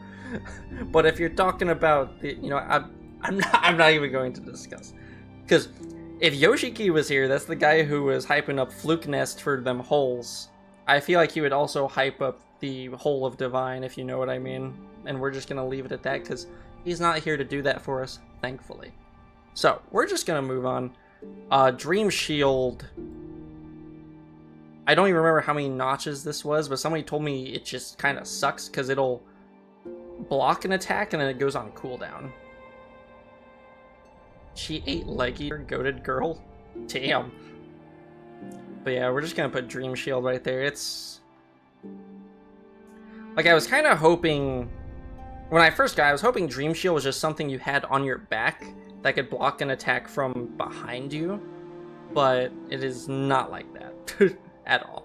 It just kind of sucks. Let's see. There's 2 Nail Master's Glory. I wanted to make more of a of a nail art build. I did try it at one point, but I think it's alright. It's a 1 slot. It's a pretty good 1 slot, I would say. You know, once you tell Leg Eater about her, he goes to meet her and she just eats him like she eats the Oh my god. Damn. Well, I never told my Leg Eater about her, so I guess I spared homie's life. Does that mean they mated though? Because you know mantises sometimes like just bite the head off of their male mates. So maybe Leg Eater got lucky and then got eaten. More power to you, brother. Okay, Dash Master. I'm a Dash Master user. I would fit it into my core usage. Once I got Unbreakable Strength, I just switched it out for Dash Master. But I really like Dash Master. You just zoom around everywhere. Dash Master Enjoyer. I will just put it right there. Now, I think she just likes how he tastes. Oh, poor Leg Eater, man. My headcanon is going to be that Leg Eater, you know, he had some Riz and was like, hey, I'm Leg Eater. And then, you know, that's why she doesn't have legs. He met her first, he ate her legs, and that's why she's just kind of stuck there. And then maybe her nickname is just Head Eater, and then she just fucking gobbled him up. Anyway, Soul Catcher, very good charm. I want to put it above Spell. Well, I don't know. They're kind of the same. They fulfill the same kind of role. Because Soul Catcher lets you generate more soul when you hit things with a nail, and then you use your soul for spells. And Spell Twister reduces the cost of your spells. So they're kind of interchangeable. If you're just using Soul Catcher to heal, that's one thing, but they're pretty.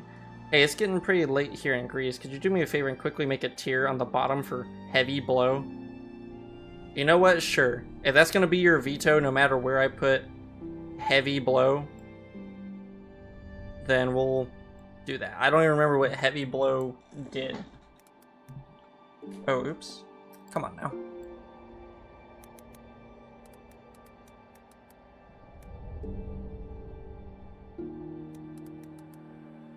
There we go. Heavy Blow blows. I think it's that one. Let me read what it does.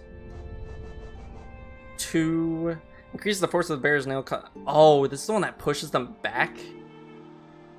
Yeah, well, that is entirely reasonable. Heavy Blow blows. Get rid of that crap. Let's see. Alright, well, have a good night, Tomato. Sleep well. Hope to see you next stream, whenever that may be, but thanks for tuning in when you did. Let's see. It's objectively worse than Spell Twister if you want to do math. Okay, well then it can just stay there. Why would you want to push enemies away from your sword? Pacifist run. Good night. Yeah, good night, Tomato. Take care of yourself. Hydrate. Brush your teeth. I don't know if you need to be reminded of those things, but... Okay. Yeah. Greed?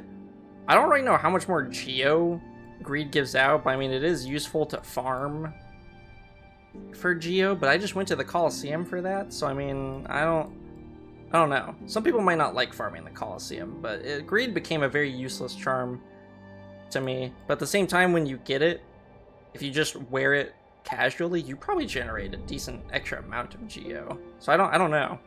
We'll just put it down there though. Yeah, we'll leave it there. Okay. Farm money to get money scam. Kind of a scam, yeah. We're just gonna leave it down there.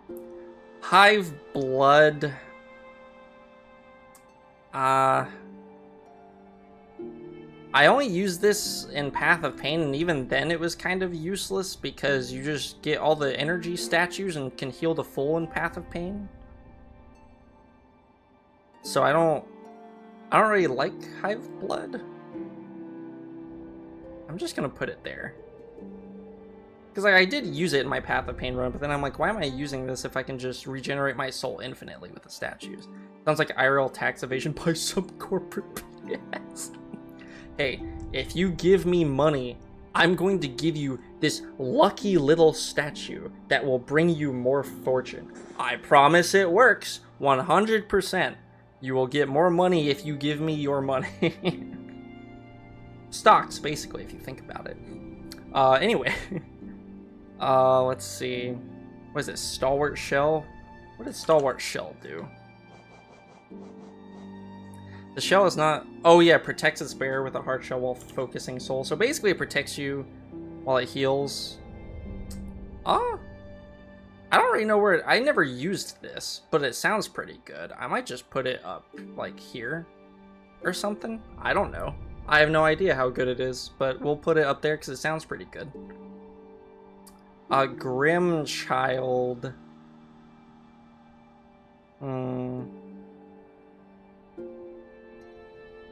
I didn't get to use it that much. It's kind of cool having a Pokemon, but I don't think he does that much damage. And it's also like a 2 or a 3 slot, I think. I'm not really sure. Grim Child is my baby, that's my veto. Okay, well, I only let Tomato do his veto because he's going to sleep. We'll get to the vetoes once we're done here. Yeah, we'll just put Grim Child there, because unless it does really good damage, I don't know. And then, like, I think enemies can dodge it, too. Because it's like a slower, not like a super slow projectile, but I think it's slow, anyway. But, let's see. Who's next on the list? Oh, which one? I get these two confused. One of them gives you 2, one of them gives you 4. Okay. This one gives you 2. I mean, it's the same as... It's worse than Unbreakable Strength because you can't heal it.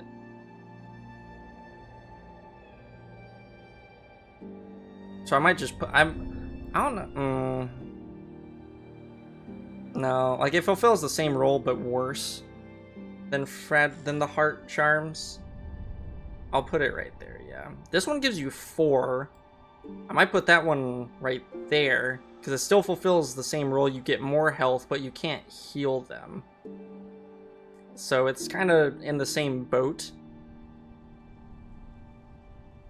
Yeah, I think I'll just leave it there.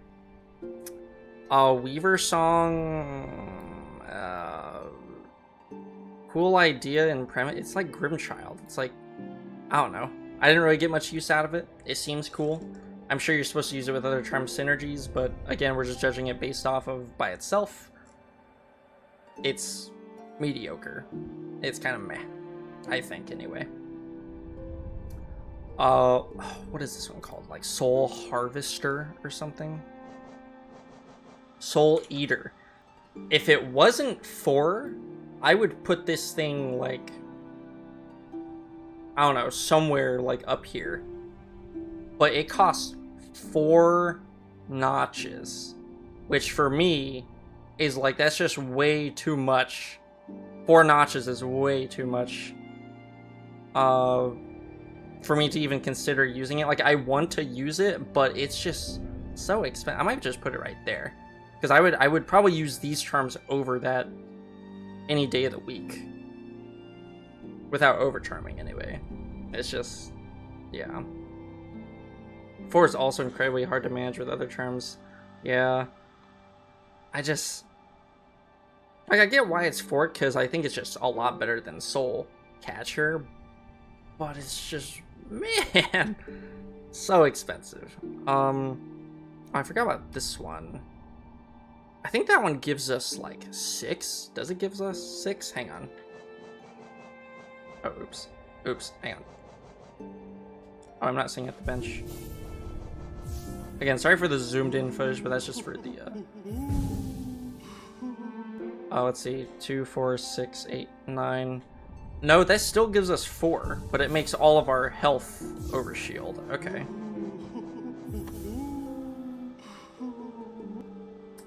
And you can't heal with it either. So it's objectively worse. I only ever used it to get into that one place. Like, I don't think I would ever use this charm, to be honest. I might just put it down here. As heartbreaking as that is to say for Johnny. But when this charm exists, why would I ever use this charm? They do the same thing, but one doesn't have the detriment to it. It's a one-time use for some boss fight, I guess. I mean, yeah. Is this one King Soul? Just face tank. That's true. I think this one's like the King Soldier. I don't remember. I remember it being a 5-cost charm, but it regenerates your soul. I used it during Path of Pain, but it's a 5-cost for what you. We're gonna put it right there. I think it does have some uses, but it's just so like 5 slots.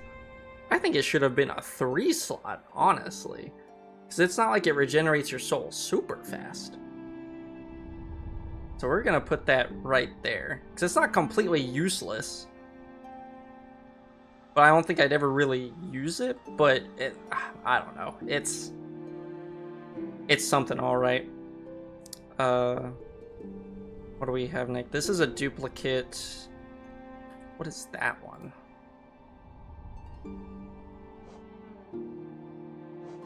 Stalwart Shell makes it easier to just get... Oh, this one gives you more iframes when you get hurt. I mean, it's alright. It's a 2-cost. We'd probably put it up here, honestly. So I know you use it with other things to basically give yourself invincibility, is what someone told me. But extra iframes, nice safe charm, honestly. I don't know how much more it gives, but I know it's supposedly good. Once you read the numbers on these charms, your opinions will change, same way they do with Elden Ring. Oh boy. Maybe, yeah. Without looking into the charms, like, whole things, this is just my raw opinion, I guess. This is duplicate. Quick Focus, I think, is pretty dope. I mean, it helped me do my Pantheon 5 run. I don't really think it has a lot of uses, like, because it's mainly just used over these.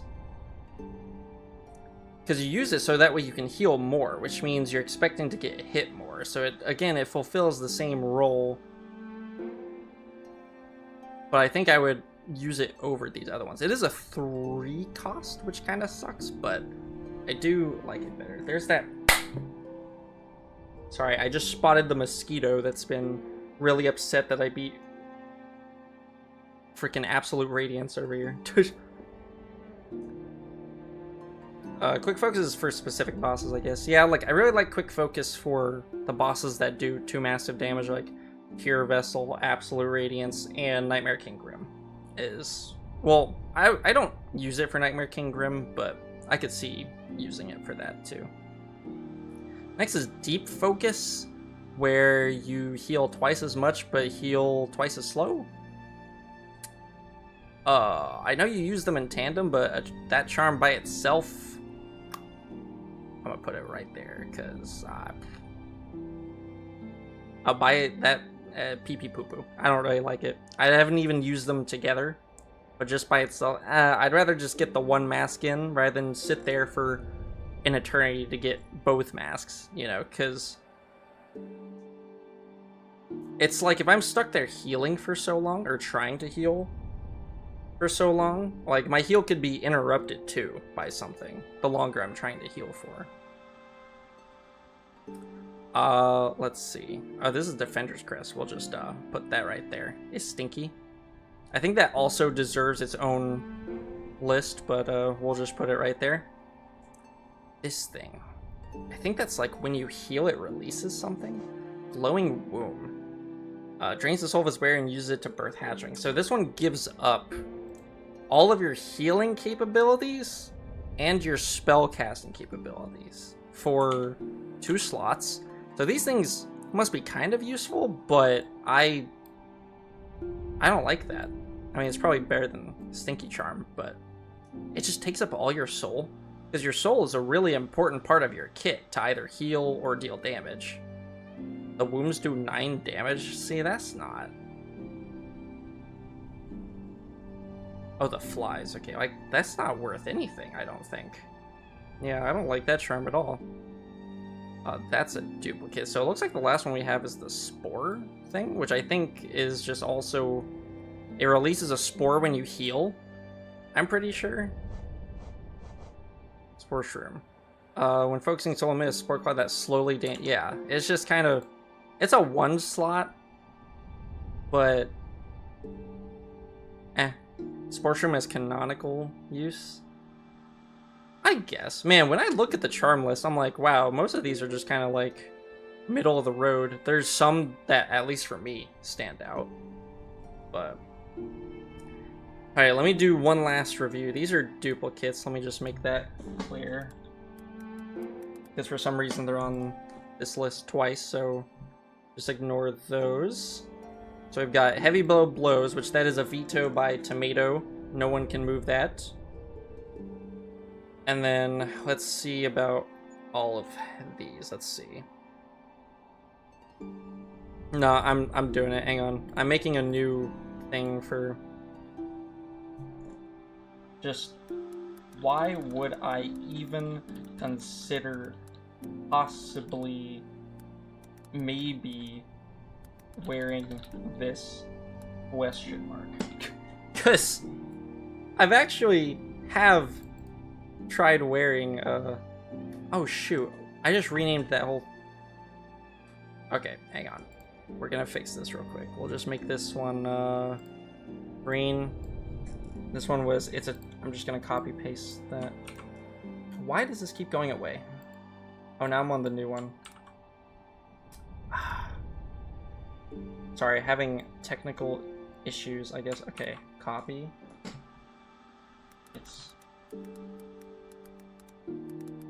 That's what was there. And this one, boop. Okay. I'm putting... I'd even put that, like, why would I even? Spore Shroom unlocks an ending. Ah, oh, okay, fine, I'll put it up there. But yeah, like, these two, I don't think I would ever use. Ever. You beat it? Woohoo! I did beat it. Welcome, Cap. Welcome, welcome. We are doing tier lists because I beat it in the first hour of my stream, and now we've stretched the stream out for 3 hours. Was busy with college, bro. Hey, no worries. College is definitely more important than my stream. So I hope you're doing well. What was I gonna say? Yeah, we're doing this stream today instead of Sunday because me and my father did not do anything for Father's Day because he was actually busy, but we're gonna be doing something tomorrow. So I will not be streaming tomorrow because spending time with the Faja. So that is why we are here today. But yeah, there's this one gets its own little... You can't even read the text on that. Okay, fine. Light gray. There we go. Alright, now let's review... I think, honestly, that this might be better than the Thorn Charm and the Dream Shield. This might actually be better than all of these. I'm gonna move that one up there. That's lovely. Imp. Imp to spend time once you... What? Imp to spend... I think I get the gist of what you're trying to say, but imp is throwing me off. Oh, important. Okay, okay. Yeah, because, like, not to get too much into my personal life or anything, but I was kind of a, I was just the kid who kind of just stayed in my room. I didn't really go out and spend time with my family unless it was dinner time, because I just liked playing my games. Because I didn't really like watching TV or anything like that, so... I do try to spend time with them when I can. Okay, and then...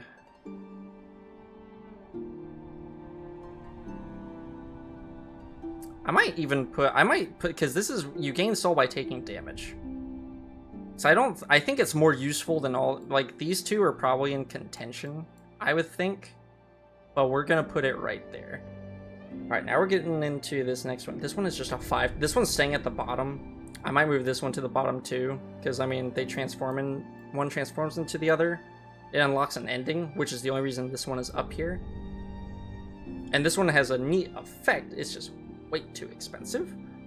So, and then we got Greed, High Blood, Sprint Master is probably better than Gathering Swarm. I know Flukiness is supposed to be good, but I can't really move it up from this spot because I've never used it. But we're gonna leave it there. Steady, I am not a steady body enjoyer. I know you're supposed to use it with Quick Slash, but it just throws off my whole movement. Gives 4 soul every 2 seconds. How much soul do you hold in a vessel? I'm actually not sure. But... we're just gonna leave it there. Fear of the Fallen had its one use with Zote, and I'm sure a lot of people probably... The hitless runs probably use this endlessly because it's just free damage, and if they get hit, they die anyway. So I'm sure this gets used a lot, but for a normal player like me, it's just Fear of the Fallen. I'll stay right there. Soul Eater costs too much. Strong effect though, but the cost is why it's like down here. If it was a 3, it'd probably go all the way up and pretty dope, honestly. But we're gonna leave it right there. We got, I already forgot what this one did. Oh, it gives you more iframes when you get hurt. Might put that above Long Nail. Long Nail, I just don't notice Long Nail enough. I used it a little bit for Nightmare King Grim to pogo him easier. That was the only time it was really noticeable. But we're gonna do it like that. Stalwart Shell gives you protection when you're healing. We'll leave it right there, I think. Yeah, we'll move that over. Then we got Gambling, because the Gambling one is kind of hard, because in the context of double mask damage bosses, it has its uses. It's really useful against Zote. In terms of the bosses that only deal 1 mask, it's not very useful. But I don't know. We're gonna leave it right there. Then we've got Lifeblood. Some other thing gives you 4 of the masks, 1 extra notch, but 4 of the blue masks. So you have about 99 max soul after vessels. We'll just call it 100. So if it was 100 soul, and it's 4 soul every 2 seconds, 100 divided by 4 is 25. So it would take you, jeez, every 2 seconds? Because that's not every second, that's every 2 seconds. So that would take 50 seconds to generate a full thing. Which, I mean, if you half that to like 25 just to get your base vessel, it would take 25 seconds for your base vessel. That does suck. I think I would still, well no, it's still a 5 cost, because I would say it would be good for exploring, but by the time you get it, there's no real exploring to be done. So I would probably just have to put it down here.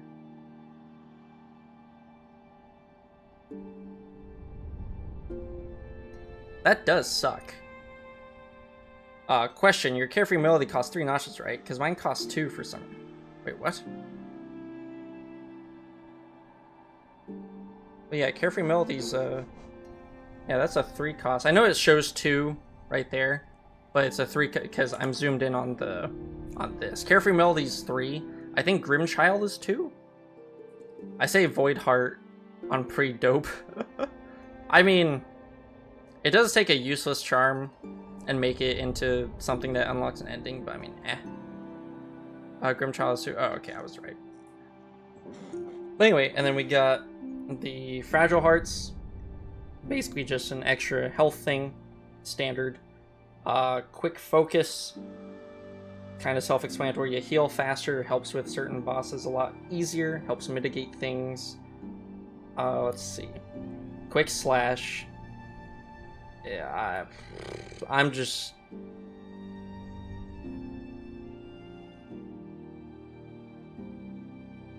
I know Quick Slash is good, I don't like it. I'm leaving those here.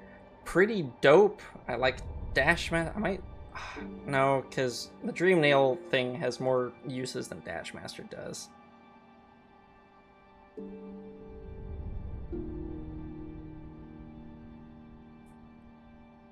The Shadow helps a lot because it's not annoying to kill.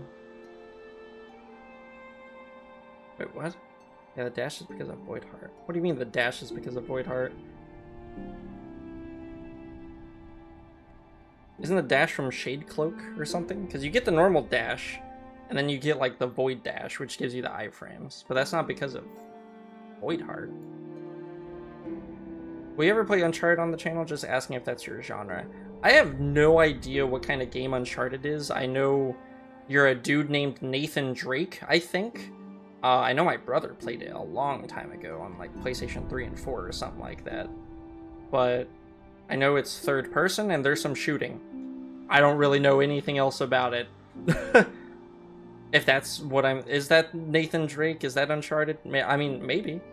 I don't know. Probably not anytime soon. I'll just say that. Iframes during dash. Iframes during dash is from Shade Cloak, because Void Heart just makes it to where the shades are friendly. Hang on. Shade Cloak. Yeah. Let's see. Yeah, the dash is from the far right in the Abyss. Yeah. It's treasure hunting with great character building and story. I mean, if it's treasure hunting, I don't mind, because I've played, like, Tomb Raider. Tomb Raider is kind of like treasure hunting, dungeon exploring, things like that. Man, I'm forgetting lore. Moss Bag, save me. Okay, where were we? We were up here, at the Parade Dope. Honestly, I'd probably leave these. I really like Grubberfly Elegy. It's just a fun little playstyle. Reminds me of Zelda. Whenever you're at max health with the Master Sword and you shoot sword beams. Pretty cool. Spell Twister probably goes up here, but I don't use it enough to be on... I don't know. We're gonna put it right... We're just gonna leave it there. Mark of Pride is a huge quality of life, and I think it is just that much better than Longnail, honestly. Shaman Stone is stupid damage. Unbreakable Strength is kind of self-explanatory. Compass is self-explanatory. And then my favorite charm in the game, Sharp Shadow, because that is just my playstyle. Dashing and doing damage. And then I get the iframes, which, I mean, it's just a nice utility damage charm. I love Sharp Shadow. I think that is going to be my final placements. My veto, just like all the other ones, are like, whatever my number one pick is, you're not allowed to move that one. Because that's just my favorite one. So, Sharp Shadow has immunity. But everyone else, you get one veto to move something, one charm to a different tier. Except for Heavy Blow blows, that was Tomatoes, and that was because he was going to sleep. So I gave that to him. And Heavy Blow does just suck. Being honest, when you play Elden Ring and Dark Souls, no game feels good. Elden Ring is a masterpiece. Elden Ring is a very good game. There was something, I feel like something was missing from Elden Ring, though. There's a lot of fashion I felt like was missing out of Elden Ring, because a lot of the armor sets felt a little samey, but then they fixed that with Shadow of the Erdtree. I watched the Uncharted movie, it was nice. Oh, okay. I wonder if my brother's seen it. I might ask him. Jamal, bro, they fucked him. Oh no. My veto is to give Grimchild a separate category. My baby emotional support. Brother. Add a new one, and we're not going to make the same mistake as last time. Grim child. Oh wait, no. My baby. Emotional. Or I was gonna make a joke about how there's no child support, but I was like, ah, that's too long, and it's a lame joke. We'll make it red. Bet. Boom. Just for you though, we'll put it above all that. I'm not gonna move it any higher though. I don't think. Let's see. Yeah, there you go. There you go. Grimchild gets put all the way above. It's a charm, I guess. Oh damn, I didn't play the game, so I wouldn't know. That's kind of how video game movies are, I feel like. If you've never played the source material, then I feel like the movies are okay. That's how I feel about the Silent Hill movie way back when. Because I never played Silent Hill, but I thought the movie was pretty cool. But it wasn't received that well, so I don't know. It was bad. I've played entire Uncharted, so I had low expectations from the movie. And I saw it was so often, like, man, speaking of, what makes me really worried, you guys, speaking of video game movies, the Legend of Zelda movie. Because for those of you who have seen the streams before, you might know, I've mentioned it briefly, but Zelda is my favorite game series in terms of like AAA game, like, you know, main game series. Legend of Zelda, favorite game series. And when I heard they were doing a movie, and it's live action, what, are you just gonna make Link go, yeah, because this ain't Wind Waker. He's not saying, come on, or whatever. So I'm very worried about the Zelda movie. I hope it's good, but I don't have any expectations for it whatsoever. First video game movie I watched was Slender Man, and that shit was ass. I heard about that, and that made me kind of sad. Slender Man's a very tragic case because he's a horror game icon, and then some people used him as a scapegoat for some, was it multiple murder? I think there were 2 or 3 people, I think, that got killed. One of them survived. I'm not sure. And that's kind of when Slender Man just, it was already falling off, but that's what, like, really killed Slender Man. Like, there's still Slender games being updated. Like, I think Haunted is getting an update, which is kind of crazy to think about, because that game's, like, I want to say 2014 when that came out. Freaking Slender the Arrival got a Halloween update last year or something like that, and they're working on like, it's kind of crazy that Slender Man is still around, but he is just iconic. But yeah, it does suck that the movie was just, I heard about it, I didn't see it. Yeah, it doesn't apply to Star Wars unless we talk sequels. Yeah, the sequels don't exist. Resident Evil. Hang on real quick. Hey, I gotta go now. Will you stream next Saturday? Next Saturday, maybe. I'm either gonna stream that Saturday or that Sunday. I don't know which one yet. It just kind of depends on how my schedule goes. But it will most likely be on Sunday. We'll say it's on Sunday. Saturday might be a collab stream. Still trying to get the details worked out on that in terms of time, because the schedules that I have with the other 2 people involved haven't been lining up too well, but we'll see. Definitely on the weekend. I can't say for sure what day though. Okay, let me see. Let's see. I mean, it's Nintendo. It can't be awful, right? Oh, don't say that. They're already messing up so much with the Switch too. Nintendo, I used to really love Nintendo, and I mean, hell, it's gonna suck when Metroid Prime 4 comes out, because I really want to play Metroid Prime 4. But dude, I don't want, I think it's coming out on normal Switch, but $80? Man.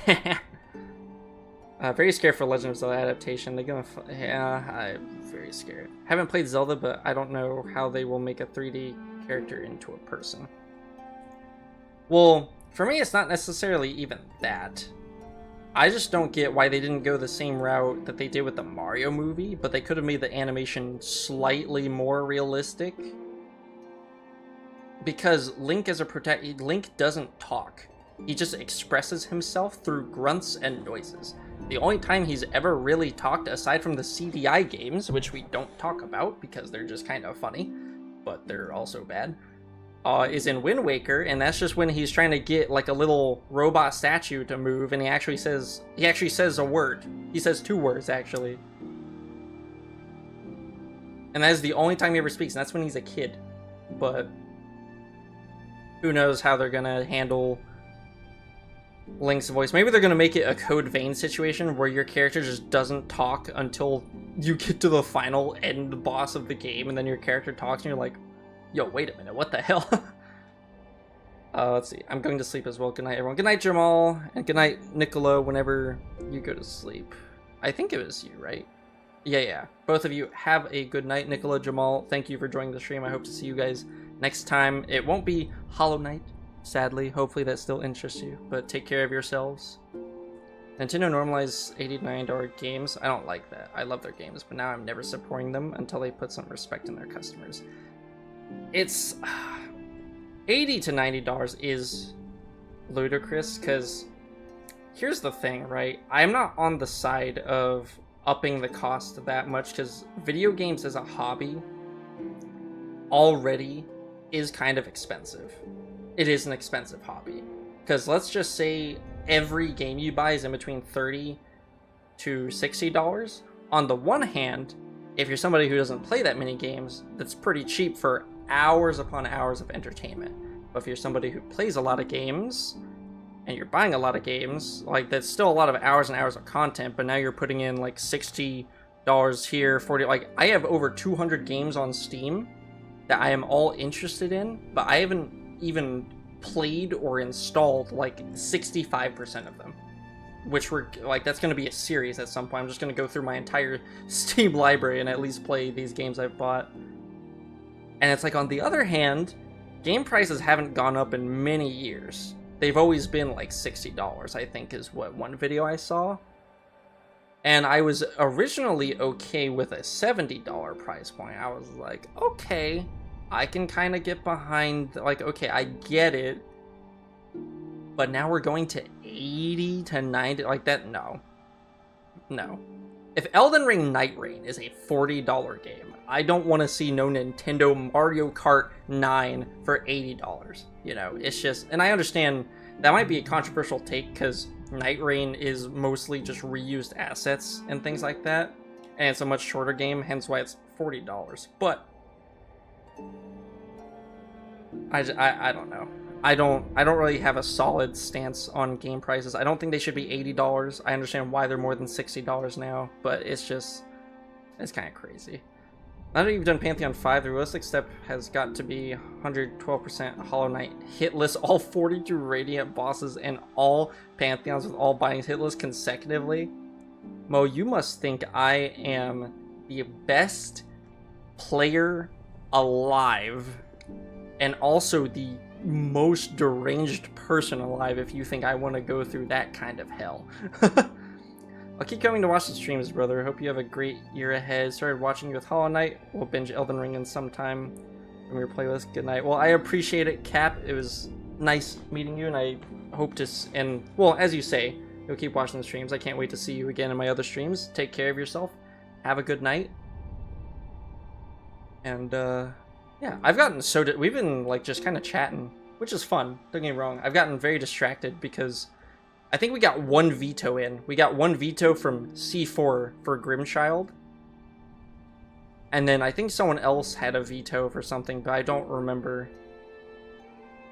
What's up? I'm back from a football game in very sore area. Welcome back, Mantis. Were you the one playing football? If so, very nice. I'm gonna go to Eep 2 as well. Good night, C4. Thanks for... If you blow veto, no, you can't touch that, remember? Because Tomato already vetoed that one. Can't do it. Sorry, man. That is the way of the tomato. Wait, you already vetoed Grimchild, now that I think about it. But okay. Everyone seems to be going to sleep, and this stream is actually, like, it is stretched from 1 hour to 3 hours and 40 minutes, mainly from just tier list creating, which is fine by me. I had a lot of fun talking about all this stuff, finally beating Pantheon 5. If nobody has any vetoes, no, like I was saying, that's the second veto, but I'm a good, oh, that's true, yeah. Alright, have a good night, C4. I hope to see you around in my other streams. If not, thank you for watching and sticking around as much as you have. Take care of yourself. But yeah, if nobody has any other vetoes, I guess this is going to be the charm tier list. Let's go over to... This is our boss tier list that we made. We had Markoth Hell veto and Collector veto. Collector was actually up here and pretty cool. And then he got vetoed down here. Markoth was over here, I think. Is he over here? I think he was somewhere, but then he got vetoed. And then Sly was actually up here. Someone vetoed him over there. Sisters of Battle, my favorite boss. Gorb also got vetoed from down here all the way up because he ascended through the tier list. We got locations. T of T, favorite City of Tears. They cut out the I don't know why. City of Tears favorite location. I don't think anyone really had a veto on this. We all kind of agreed on the locations here. And then the charms. And there is a bench tier list, but as someone mentioned, we're not gonna do that. I might jokingly do that someday on another Hollow Knight stream if I do Steel Soul mode, which I will do eventually, just probably not soon. But that's gonna be it for this stream. Anybody who is watching the VOD or is still in the chat, thank you for watching this far. Thank you for joining us on this journey. This is actually it, huh? This is like my last time playing Hollow Knight for the first time, because we finally beat Pantheon 5. That's kind of, it's been a journey. This game was great. This is definitely in the S tier of games for my like indie game tier. One Shot's still my favorite. Sorry, it doesn't. I'm a One Shot fan, but Hollow Knight is definitely up there. Like, it's a shame I didn't play this way back when, but I'm glad I played it now. And I mean, I got to stream it.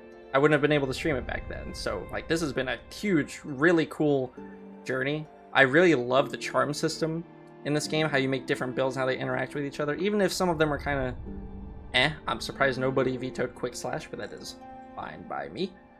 But yeah, thank you everybody who has watched. Please be sure to leave a like, subscribe, comment, do whatever it is you feel like doing. And hopefully I will see you at the next stream, whenever that may be. Saturday, Sunday, someday. But until then, I will see you next time. Peace. Oh wait, obviously, take care of yourselves too. Please have a good night, good day, wherever you're from. Take care of yourself. Alright.